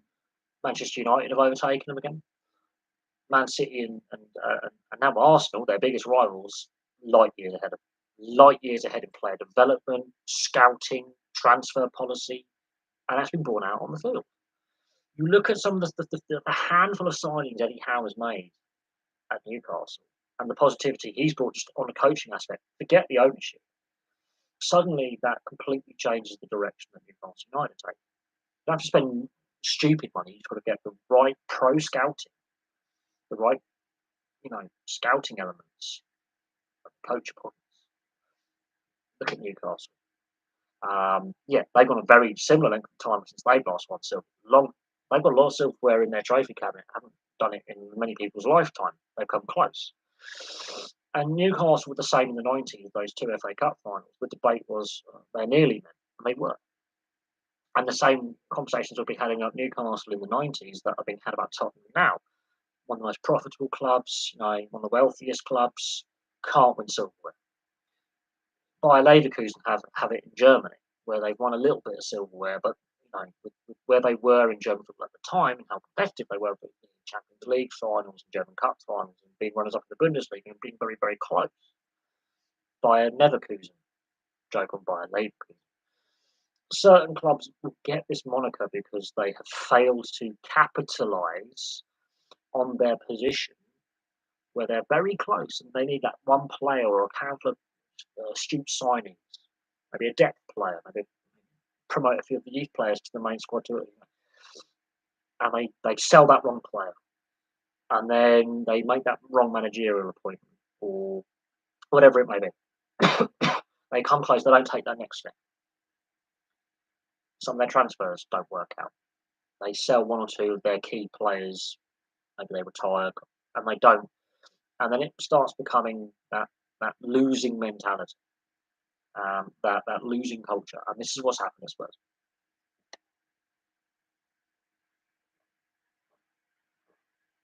So Spurs have definitely got things wrong. And some of the transfers they've done over the years, some of decisions they've taken haven't really panned out. They definitely got things wrong over time. That is, I think, a fair assessment of the situation.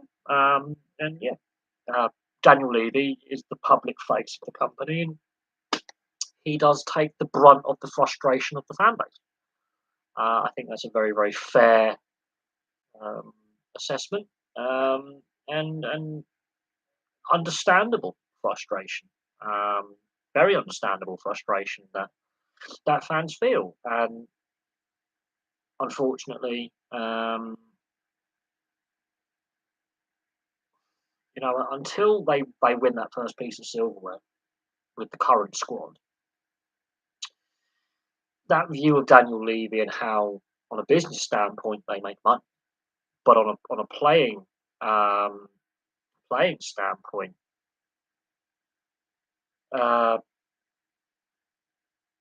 they're not taking that next step. They're not, pushing on. Haaland's now hit the 50-goal mark this season, which is ridiculous. They beat Fulham 2-1. So Haaland now has and he's also got and only Ruud van Nistelrooy's got a better penalty-taking record in a Premier League season, and Haaland scored 7 out of 7. Van Nistelrooy did 8 out of 8, and there's still games remaining. Celtic are in the Scottish Cup final. scores quickly.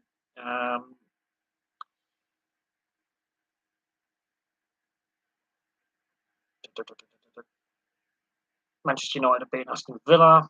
Newcastle beaten Southampton. Uh, Bournemouth. Bournemouth have won. Let's have a look at scores. Let's have a look at Premier League scores. Go away, Chris. You're annoying.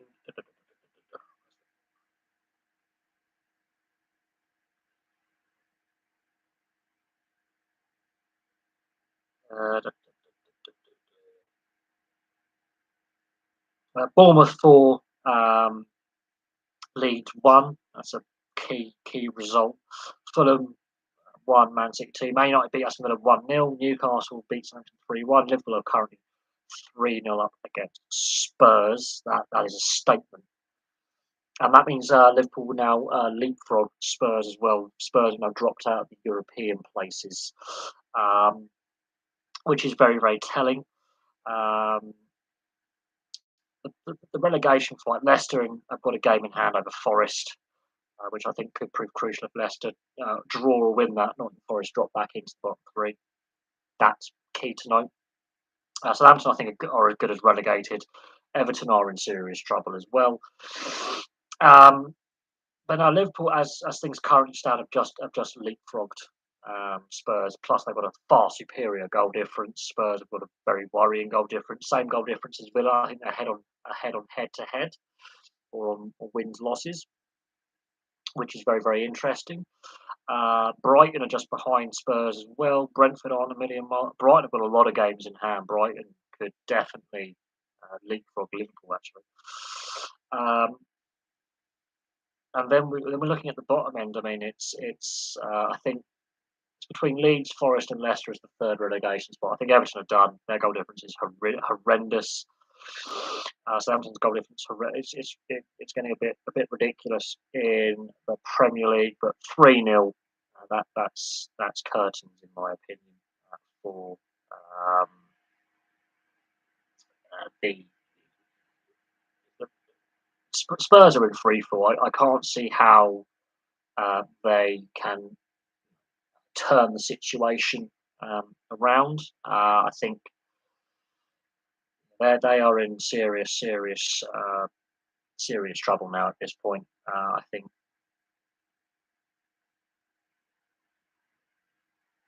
Uh,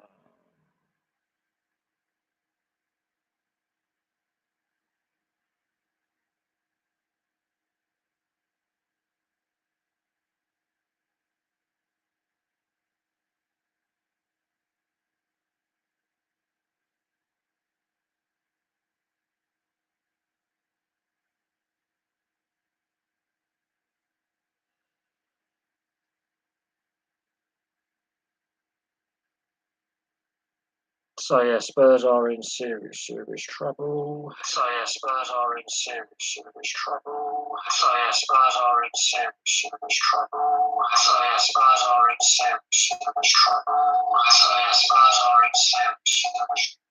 Oh, great. So now me my phone has decided to not cooperate.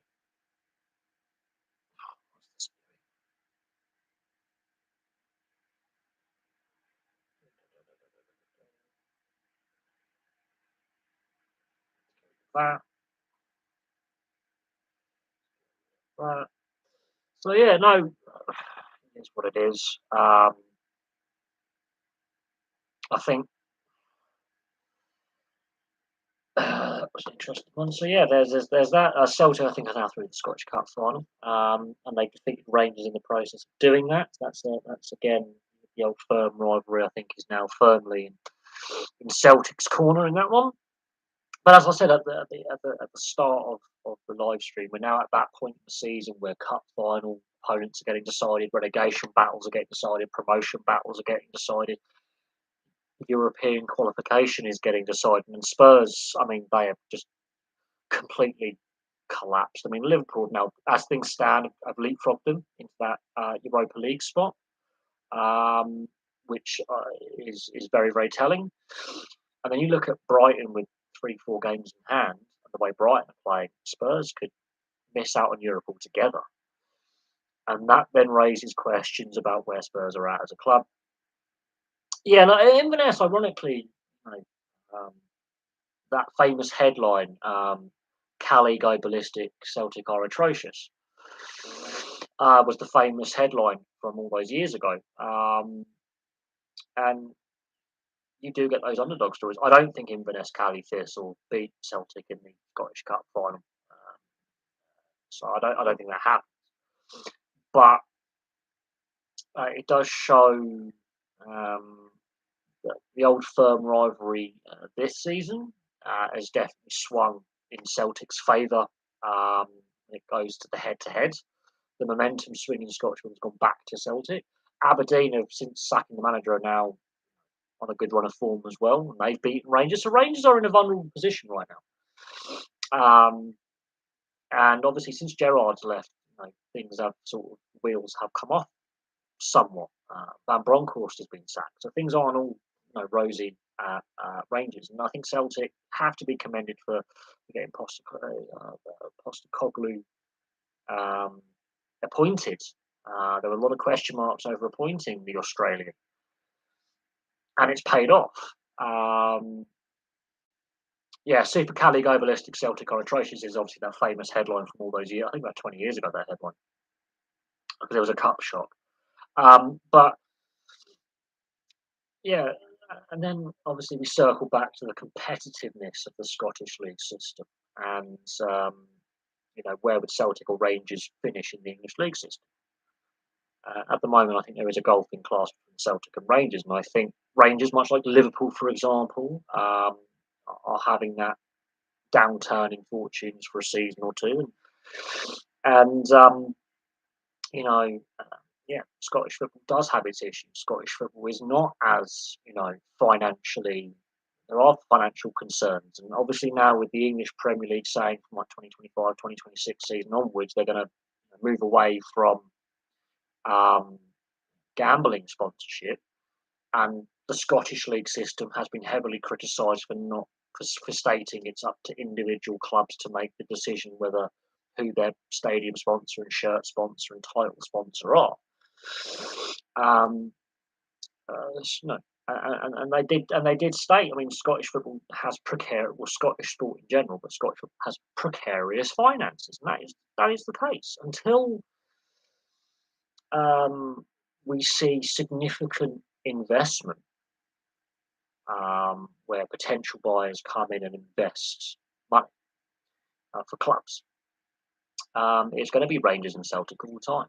And until we have potential buyers who do a Ryan Reynolds and Rob McElhenney at Wrexham, for example, where there is significant investment for the level that Scottish football is at financially, until there is significant investment by several clubs in the Scottish game where a lot of money is pumped in, a lot of money, to other clubs not called Rangers and Celtic, and the Scottish League tries to sell a better TV deal both domestically and overseas. And until the clubs themselves are starting to develop talent, it's going to be a very uncompetitive league.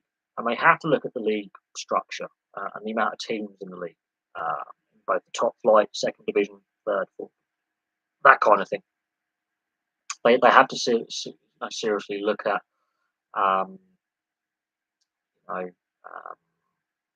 teams not called Rangers and Celtic and boosting their profile and a whole range of things. I've got, Inverness Cali Thistle have not been around very, very long, to be fair. I remember last year when I did the club history, they've not been around a very long time. They were formed in my lifetime, let's just put that out there. And that's what's very striking is for the amount of time the club's been around, they've actually been reasonably successful. But the problem is Inverness is the population centre of the Highlands, and then there's not a lot of people. So you've got a very limited fan base in a sense. Not to say there isn't a fan base, but very, very limited in a sense. And with Scottish football and the transportation network and the infrastructure, yeah, like, it, and with the weather how it is as well, winter, yeah, you've got a very limited, facilities and all that. It's very difficult. And when the sporting infrastructure is basically Edinburgh, Aberdeen, and Glasgow, sporting investment, sporting infrastructure, talent pool, you're not gonna. Inverness is not a massive location. You are in the arse end of nowhere. So yeah, crowd numbers aren't going to be great. But when Rangers and Celtic, for the most part, but then hit Hearts and Hibs as well to a certain extent, um, dominate the national fan bases, going to have a problem attracting Inverness fans because young kids uh, will grow up either supporting Rangers or Celtic, possibly Hibs and Hearts at a push.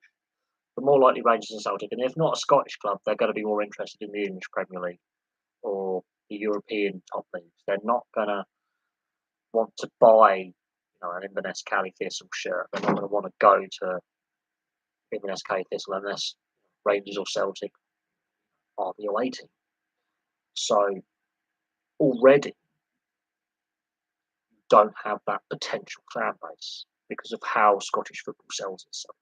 If Scottish football got a really good TV deal with the US, got US interest on a serious level, a couple of all it takes is a handful of US millionaires and billionaires to buy other clubs in Scotland, not called Rangers and Celtic. Suddenly, the conversation changes. We've seen it. I can't remember which Dundee club it is. It's either Dundee or Dundee United has got a US owner.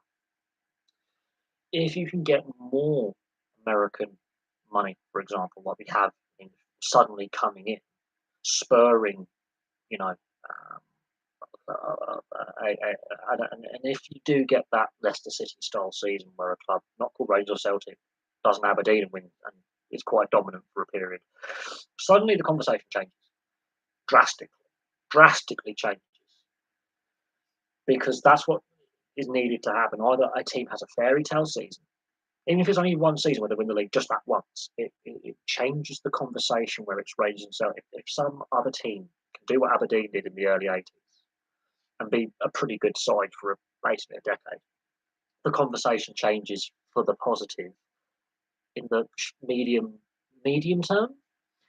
Um, and we've had this debate a lot. I've done a lot of club histories on Scottish clubs. One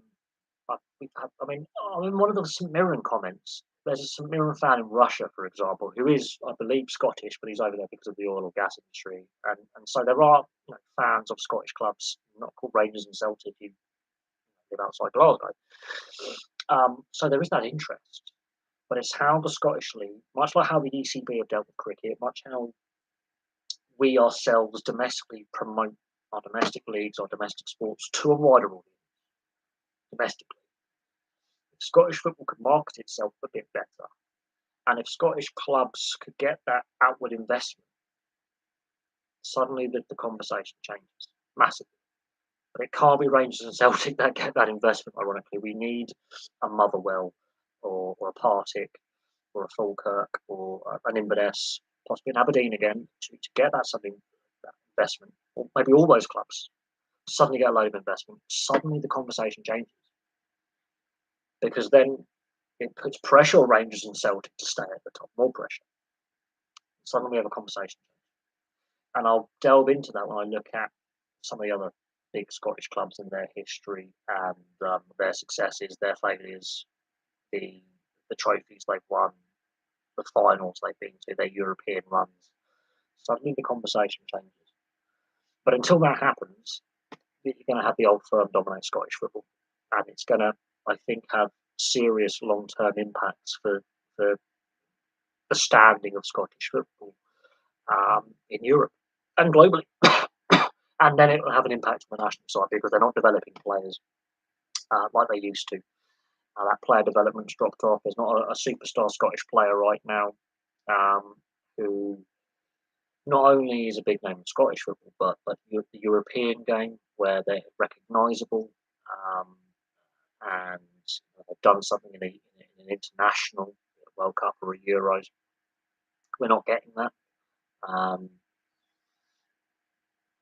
don't have those Souness's and those McCoists that we had in the 80s and 90s, for example. We just do not have those kind of that level of Scottish player that we used to have. The issues, I think, that, as I say, finances, player developments had. The UEFA coefficient hasn't helped. The structures of the European Cup competitions, I don't think, have helped. If Rangers had won that European final last season and had won that uh, UEFA Cup 2008, I think the conversation is different. But they didn't. Um, and so again, that impacts the UEFA coefficient, the legacy coefficient. That's one thing I think. If UEFA really is going to reform the European club competitions, get rid of that. Because ultimately, I think it harms not just the Scottish League, but a whole host of European leagues. You look pre-Champions League era, look how competitive the European competitions were, like the Cup Winners' Cup, the UEFA Cup, the European Cup. How many different nations suddenly won silverware? Champions League era, you see that the UEFA coefficient come in, the group stages come in into the Champions League, the rebranding of the UEFA Cup to the Europa League, the merging the UEFA Cup into the Cup Winners' Cup together to then get rebranded as I say, the Europa League, bringing in and then you look at the UEFA coefficient, and it's the same nations that make European club finals with their teams. It's the same teams winning all the time, and that's when you see this. We don't get the Hamburg obviously won the European Cup back in the day. Borussia Mönchengladbach dominated German football in the 70s. We're not getting that anymore. There is a problem. The same 4 or 5, maybe 6 leagues, that's where your European finalists are from. And I think that is a problem. We don't get the Malmös making the European Cup final. We don't get the Stab Bucharests winning. We don't get the Zenit St. Petersburg and Shakhtar Donetsk's winning that secondary tier competition. We're not getting that. We don't have the Cup Winners' Cup anymore, where a team from I will look at the old Cup Winners' Cup, and I will do a club history on teams that have won that, and I'll cherry pick a team that's won the Cup Winners' Cup and go, right, this is the success this club had. And then the Champions League era, the modern satellite TV era came in, and then the UEFA coefficient, and it completely changes the dynamic of European club football. The direction they want to take it is European Super League light, and that's what fans didn't want. And we've got what fans didn't want, just watered down. So UEFA, much like the 12 Greeky clubs, are not in touch with their fan bases. They're not in touch with the average fan in the street who can't afford to go to games week in, week out, especially in English football and Scottish football, but European football on the continent's a bit cheaper, but it's not cheap. Where they put European finals in Eastern Europe, in countries that don't really have a great reputation in club football, like Baku, for example, a couple of years ago, which were heavily criticised at the time. Heavily criticised. And there is that kind of perception that UEFA, very similar to the club-led Super League, are interested in profits over people. Well, it's true, they are. FIFA, with the proposal, or one of the ideas put on the table, was having a 2-year World Cup cycle rather than 4. And they said, well, it was only an idea, we're not going to actually do it. And then when we find about the corruption within the sport, it's the last 30 odd years in sports governance has been absolutely diabolical. Pure greed has driven professional sport now for the best part of 30 years. And the COVID pandemic really exposed it. The financial crash in the late 2000s, early 2010s, and the financial downturn, otherwise known as the Great Recession, really did expose partly, and then COVID a decade later finishes off exposing the pure greed of professional sport at the highest level. And it's this last decade and a half where the general working classes and the general sports fans have woken up to how, you know, it's always profits first over people. And there's a massive imbalance between the haves and have-nots, and how badly governed professional sport has been. So the Barcelona situation, Real Madrid and Juventus, has been allowed to happen because of greed. Um, we are where we are because the authorities, while money was coming in, did not care what various entities did within their sports. So Wasps, for example, and Worcester were allowed to end up in the financial situations they were in. Again, because when times were good, there wasn't the oversight. When times were good, blind eyes were turned to bad bad habits, weak governance, lack of transparency. So when the next club goes into administration, or the next league has a corruption scandal, or the next governing body's under the spotlight, it's because of what happens in the last 30 years that's now coming home to roost now. National League North playoffs. We're in the playoffs. As I said, it's that time of the season, so we could see some clubs get back to a level that they haven't been at for a while. So it would be nice to see Chester get back into the Football League at some point, and this is part of the stepping stone because Chester used to be a Football League club.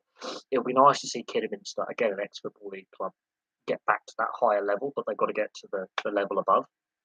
It will be nice to see some clubs who've gone through tough times take that next step back up the ladder, and it's also kind of nice to see new clubs get into the Football League or up to that higher level in the non-league where they haven't been before.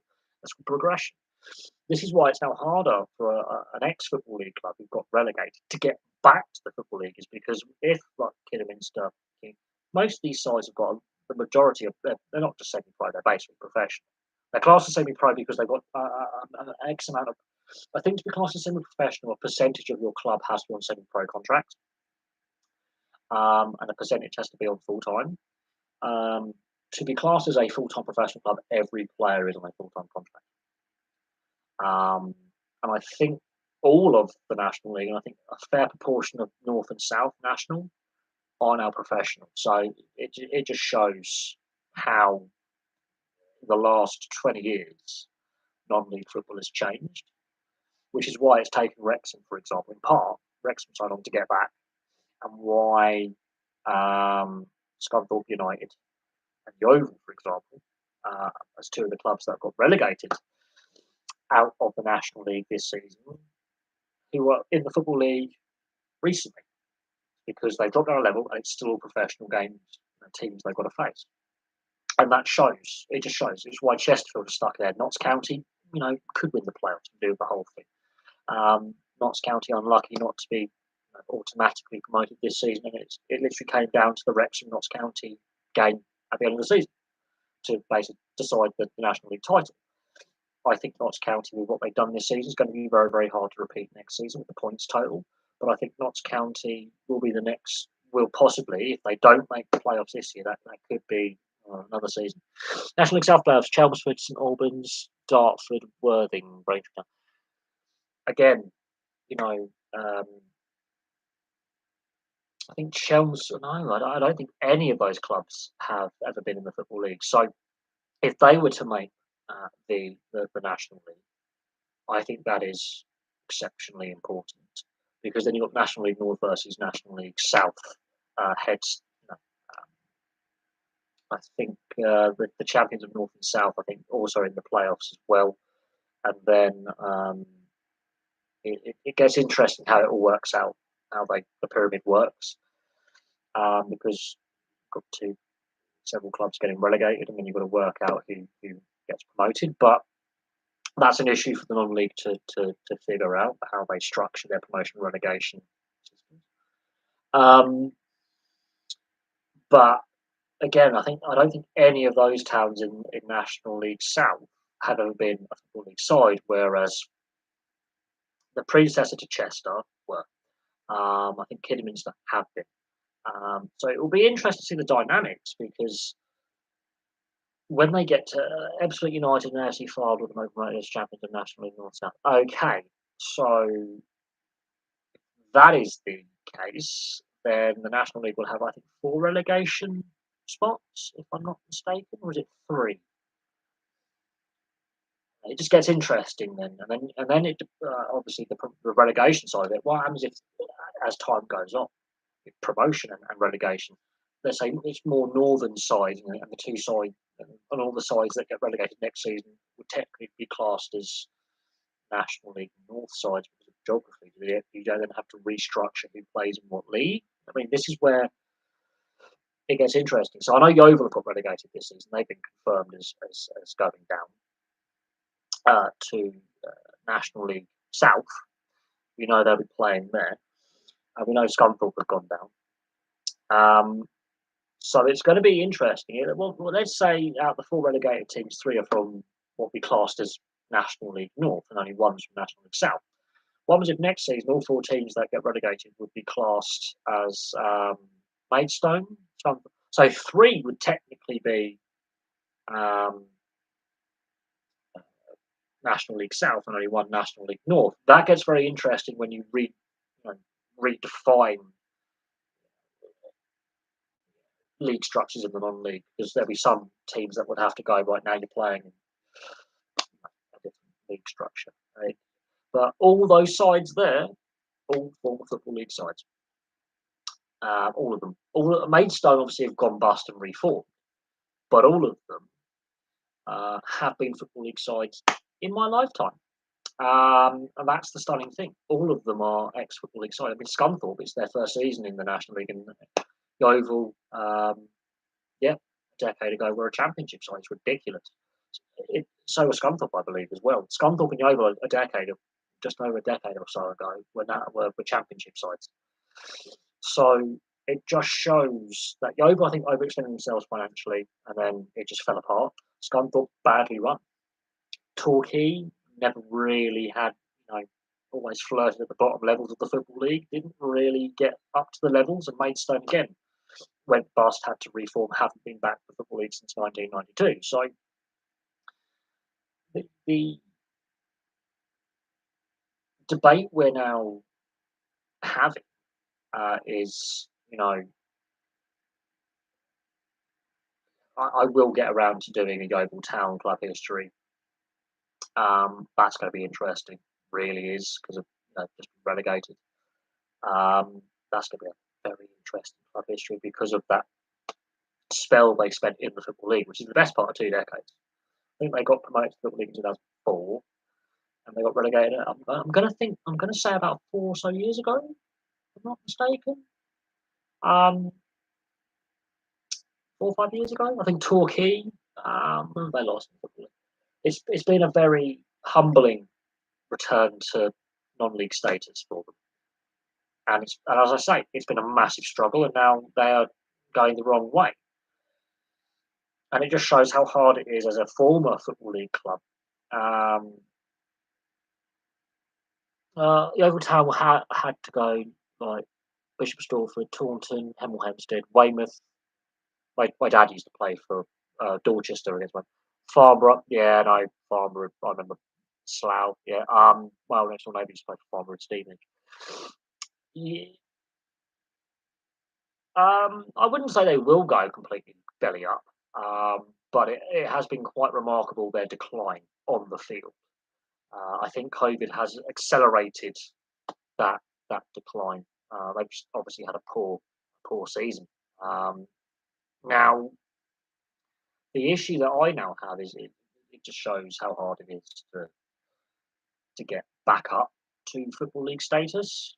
And in some cases, like Scunthorpe, it's very quick. You're in trouble. Oldham is another one. Oldham survived this season, but that could be a long haul for Oldham fans. So it just shows how precarious it can be.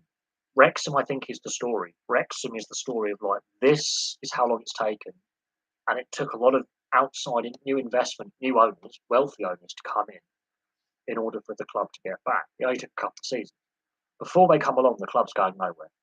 Notts County, Chesterfield. You know, this is where clubs are at. Um, and as I say, it's harder now because all the National League and most of the National League North and South are full time. Whereas 25 years ago, you'll see in some of my club history, some clubs have dipped in and out of the Football League constantly, but haven't taken as long to get back to Football League status because the quality of opposition they were facing in what was the Conference, now the National League, was a lot less because, and you had to apply back in the day to get into the Football League, and you had to reapply if you finished bottom of the league, for example, in what the class the modern relegation places, you had to reapply for your league status. Um, Boston United, Hereford, Scarborough, Darlington. Yeah, I've got to do a Boston United one because of their, well, they weren't a Football League side very long. They're only a handful of seasons they were a Football League side, but Boston United is a very Barnet's another interesting one since they've last been in the Football League. I think it's been about 5 years now. I think it was 2018. Barnet got relegated. So there are some interesting stories in there. There's a lot of ex-Football League sides in the non-league upper echelons to a certain extent. And look at all these clubs that Boston United were done for dodgy accounting, that they had a corruption scandal. But all the other ones just badly run. Financial issues, administration, liquidation, reformation. And that is the issue here. All these clubs that have been listed apart from Yeovil have been badly run off the field financially. Really badly run. I think Yeovil just overextended themselves. They got promoted to the championship too quickly and didn't actually make sure they were properly prepared off the field and on the field to survive in the championship. But all the others that have been mentioned have been really, really badly run. Really badly run.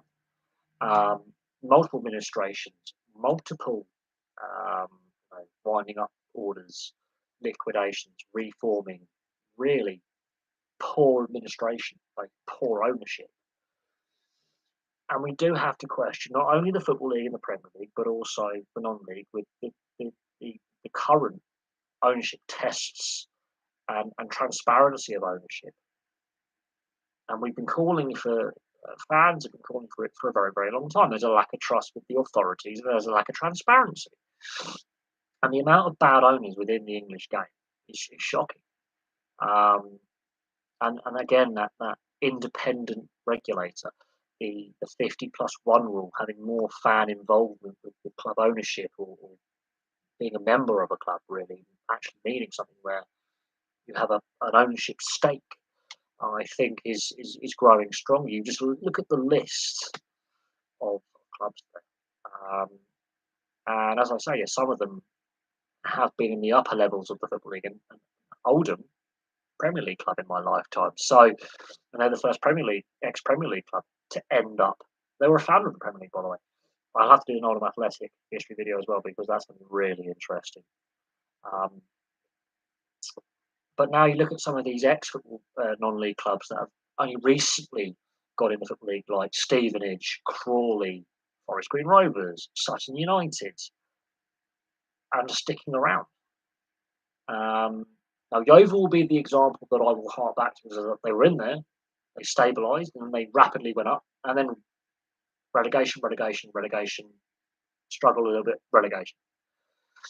So within a decade, they've gone to the second level of English football to the sixth.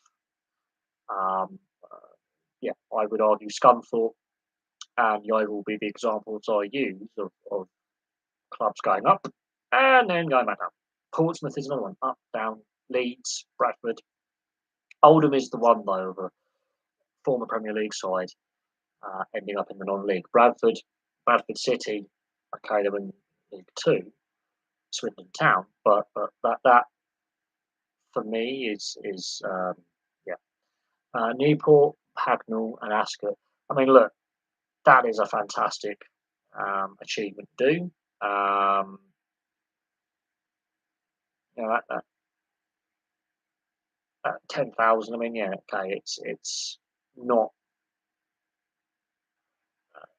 great but at the same time, the level they play at to take 10,000 to Wembley between them, that's fair. I think that will again grow the interest with TV deal that the FA has. That will be broadcast on pay-per-view TV.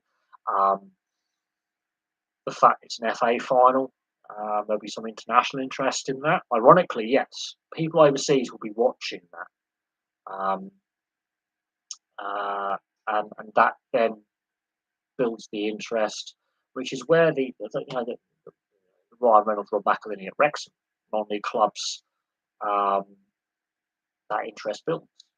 Um, and while BT Sport, the troubled broadcaster, it makes that still gets TV viewership because not everyone will be able on that weekend to get to London. Not everyone, you know, who follows that are not a club will be able to go to a cup final or a major game like that. So yes, they've sold tickets, but at the same time, um, because it's on a major broadcaster, that does create national and international interest. It does, and that's something that get and I think the Wrexham side of things, um, you know, uh, with the success that they now had at Wrexham, it's piqued the interest overseas in the US, especially when it comes to clubs outside the Premier League and clubs outside the Football League structure with the non-league. Um, and suddenly you get that um, eyebrow raise. And with what's happened with Wrexham, with let's say Bratton Town, for example, one of my local clubs, let's say they make it to the National League South. Let's say next season they get promoted from that. Hypothetically, they end up in the National League. With what happened with Wrexham and the interest that suddenly created, and their FA Cup run this year, they got the first round cup for the second time in their history, and they're on a televised game. The first time they've got a televised game, it's against Ipswich, and they're the home side. That not only does it create national interest, televised game, that gets on YouTube, that hits a global audience. Suddenly, especially in North America, with their interest in the English game and their obsession with British sport, British culture, that then creates that added interest. Um, yeah, and then you've got hashtag United and Rising Ballers. Yes, you have the I won't call them gimmicky teams, but a bunch of mates getting together, coming up with that. That's basically how football clubs form: is people in the same community or the same friendship group going, "I've got an idea. Let one of them have. How about we have our own football team? We feel let down by the club we support, the club we play. Let's set up our own. Let's build our own culture. Let's build our own identity." And yeah, while that's got interest on of the non-league game on social media, um, at some point, the non-league game, there is that debate: should we expand the football league into the national league? Should we expand it to League Three, for example? Do we absorb the national league structure into the professional football league? Because I honestly believe that the non-league will not be the non-league for much longer. I think the whole structure suddenly changes. I think we need to look at the non-league and the football league and go in Premier League and go, right, we need to, completely overhaul. It should be the FA in charge of the whole league structure from the top flight down to the lowest of the low of what is classed as the non-league, because they still play in league structures. And I do think the Wrexham story has completely changed the debate about non-league football. And I think the National League and the National League North and South, so that three league structure of two tiers, I think that eventually gets absorbed into what is the Football League, Premier League, professional top four flights. And suddenly we have the top six flights of the pyramid suddenly being, because they're basically all professional in the National League and the National League North and South at this point. They're basically all professional contracts. We suddenly change the debate massively. And I think Wrexham and now the growth of the social media teams as well and the non-league interest, it won't be much longer that the non-league is classed as the non-league, in my opinion. Yeah, so when you got local clubs under 19s, suddenly playing their cup final at St George's Park, the home of the FA. Again, that's top class facility, world class facilities. It's the central, training not academy, but training field of the national men and women's sides. Yeah, but I think the EFL needs to wake up and smell the music, saying, "Look, we've lost 20, what was 22, but now 20 clubs to the Premier League. Um, we need to, you know, really look at expanding again." And the Football League has constantly, over its history, expanded from 12 clubs in the beginning, in 1888, to absorbing the Football Alliance, to post World War One. Suddenly, the explosion of what was the Southern League and the Midland League going, we're joining, and growing to what we see today. And I think the Football League itself needs to look at, yeah, how it's branded, the Championship, League One and League Two. I think that doesn't work. I think the Premier League, I think that haves and have-nots. I think at some point the Football League will expand, or the pyramid will expand to absorb more. So I think the National League, there are calls to change the promotion relegation structure, the whole thing. Most of the clubs in the top 2 to 3 tiers of the non-league pretty much have professional, are semi-pro to fully professional. I think all the National League clubs are fully professional. The majority of National North and South are basically professional at this point. Clubs like Yeovil, for example, are quite solid. They will sell out huge parks. So some of them have. It's definitely the haves and have-nots at that level. Scunthorpe, they're going to 10,000 fans will turn up. So there's already that massive imbalance in the non-league as well. Like Notts County have got a massive fan base. Like Wrexham, obviously, Chester. Some of the ex-Football League clubs in the non-league, massive fan bases in comparison to their rivals. So there is that imbalance of who's constantly battling for promotion, unless you come in and someone comes in with a wealthy owner and sets a club up, or whatever it may be. um, But yeah, look, as I say, it is that promotion relegation time of the season.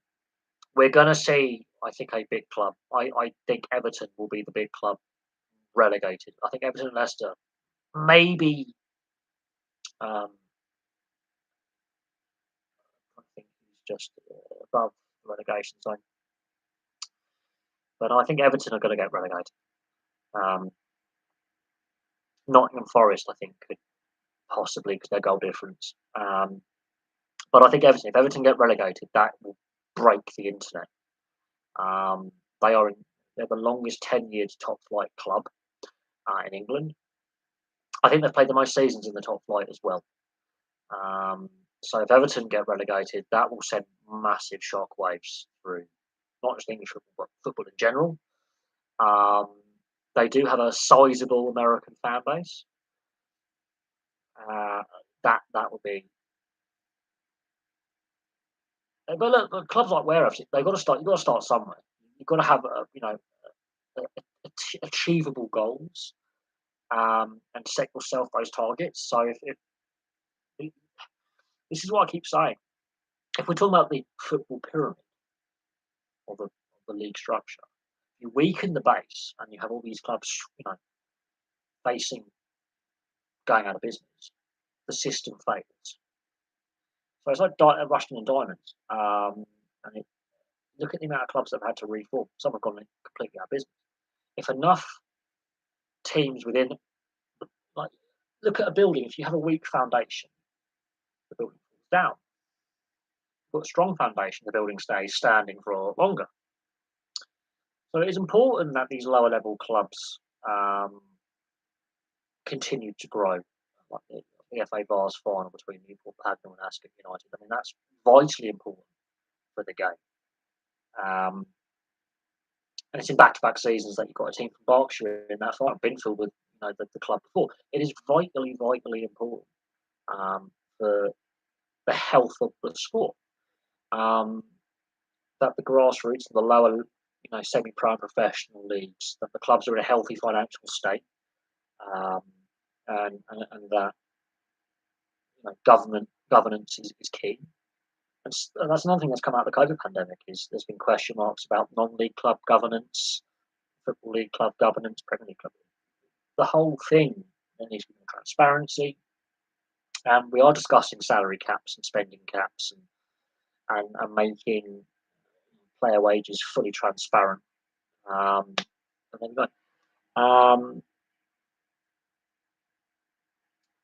the fact that hashtag United are at that level is ridiculous. Considering that they are basically a social media team. The fact that hashtag United have reached the Isthman Premier Division is a bit mad. But it's like, as I said, Forest Green Rovers. They're the pub team. They're the non-league team league, and I do think that Forest Green Rovers have overextended themselves, and I don't think they'll be a football league club for very long. They've only been a football league club for like 3-4 seasons. They spent one season in the football in League One, relegated by a mile, and they're ending up back in League Two, which is why I think Sutton United, how long can they be a football league club for? Other ex-non-league clubs have made a better fist of being in the football league and stabilising and hanging around. So every club I think has their ceiling to a certain extent, but there's nothing to say that Crawley Town can get back to League One, then aim for Championship. His current ownership can't make the Premier League, and I think Ryan Reynolds and Rob McElhenney have stated we want to take this side to Premier League status at some point within the next decade, 15 years. They've set themselves an achievable goal, I believe. But while in the way to get there, they've got to do it in the right way. They overextend themselves in their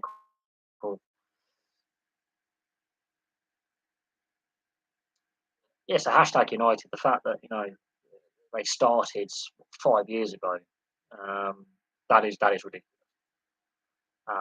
It'll get tougher to get further up the pyramid. It will. There's no doubt on that. And maybe the non-league is their seat. There will come a point going, okay, we actually need a healthy owner to come in, or they need to make enough money as a team to get to National League South. I don't know where hashtag United are based, so if it's Isthman, that'll be National League South will be the next step, and then it will be the National League, and then it will be League Two. That is the fact that they've got that far back shows the imbalance that league has and the problems that the non-league has with competitiveness at certain levels, where certain teams are just in the non-league and they are certain leagues in the non-league are really bad, and others are far higher quality. There's definitely an imbalance there, and it's a lot of regional variation. But I think we have to look at it in the context. Okay, they're an Essex team then. Okay, so that's national. Bowers and Pitsea. I mean, the fact they've got a ground share. I wouldn't be surprised if at some point hashtag United and Bowers and Pitsea decide to merge together. Several had to do that, and then you suddenly get more financial stability. So if they're ground sharing, they might as well merge together at some point. It's like Bracknell and Sandhurst ground share, and they're owned by the same people, pretty much. I wouldn't be surprised if they end up ultimately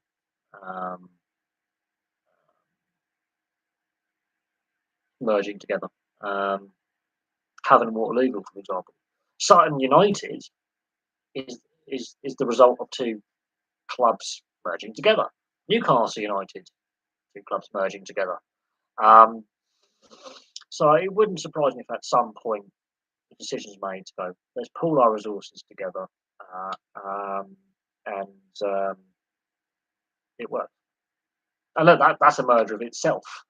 So it just shows how precarious it can be. But yeah, club mergers happen more regularly than people think. Whether they're a success or not is another thing. And then you look at other sports and other leagues, and sometimes you go, was that a success? Did it work? Um, Whereas in North America, if it's struggling in a location, because it's the franchise model, you relocate the team. Whereas in Europe, two or three teams might be in the same district or the same town, village, city. Two of them are struggling. One might be middling, but like, two of them might be struggling league-wise but have good finances. One might be doing well league-wise but have bad finances. They go, let's merge together so we all survive as one united, you know, entity. A lot of clubs in Germany and Belgium and Holland, for example, actually have multiple origins of clubs. Same in rugby league in France. Catalan Dragons, multiple teams merged together to form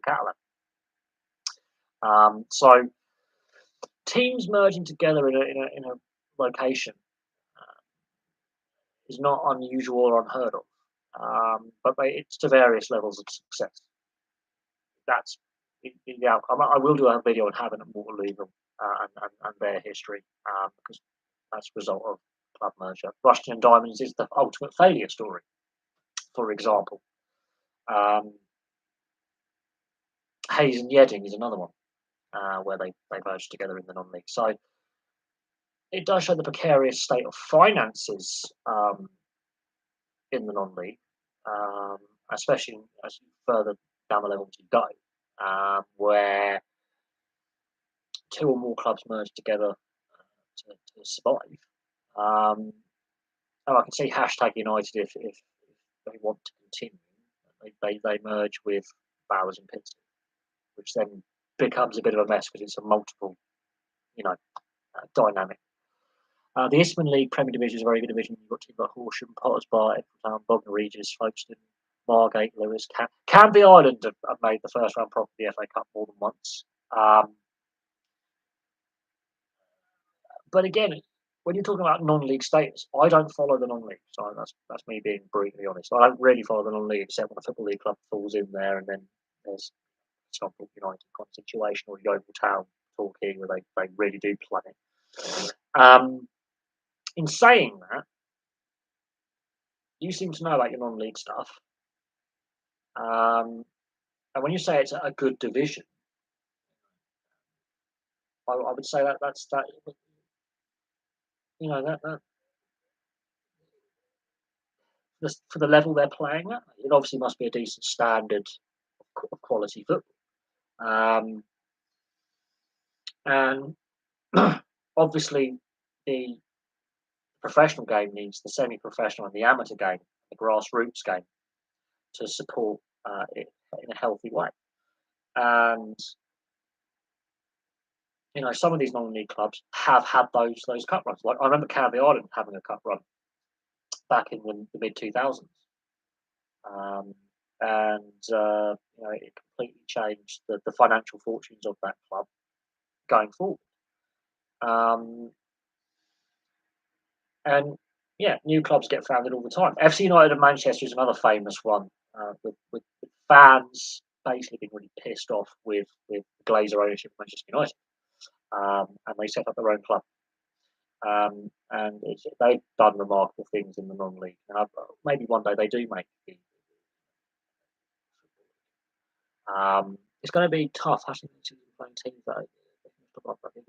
Yeah, hashtag United will reach their ceiling, but I think they've done wonders for growing the awareness of the game outside of the top four of English football. The Wrexham situation, I think, is in part due to hashtag United. And so there's a lot more eyes on the non-league game now than there were before. But then you've got some rather big clubs slipping into the non-league that, Oldham, for example, ex-Premier League club, Scunthorpe and Yeovil, ex-Championship clubs, slipping in there, not scouting, founder of the Football League in there. So when you've got some big clubs with big fan bases slipping in there, that again creates more interest both nationally and internationally about what it is about the non-league. So yeah, there's very interesting dynamics down there. Anyway, I'm going to call that a day. I'm going to cook my dinner. La Rochelle beat Exeter Chiefs. Yes, La Rochelle hammered Exeter in the Champions Cup final. Look, French Club Rugby Union, I think, is a level above at the moment the rest of Europe. That's being brutally honest. I know Treviso got into a European semi-final, one of the teams in the semi-finals, but French club rugby at the moment, apart from maybe Ireland and maybe one or two of the English clubs, French club rugby at the top 14, they've got a higher salary cap. They've got, I was about to live stream now, a very interesting question. Higher salary cap. French, there's a reason why the French team national side is scary good at the moment.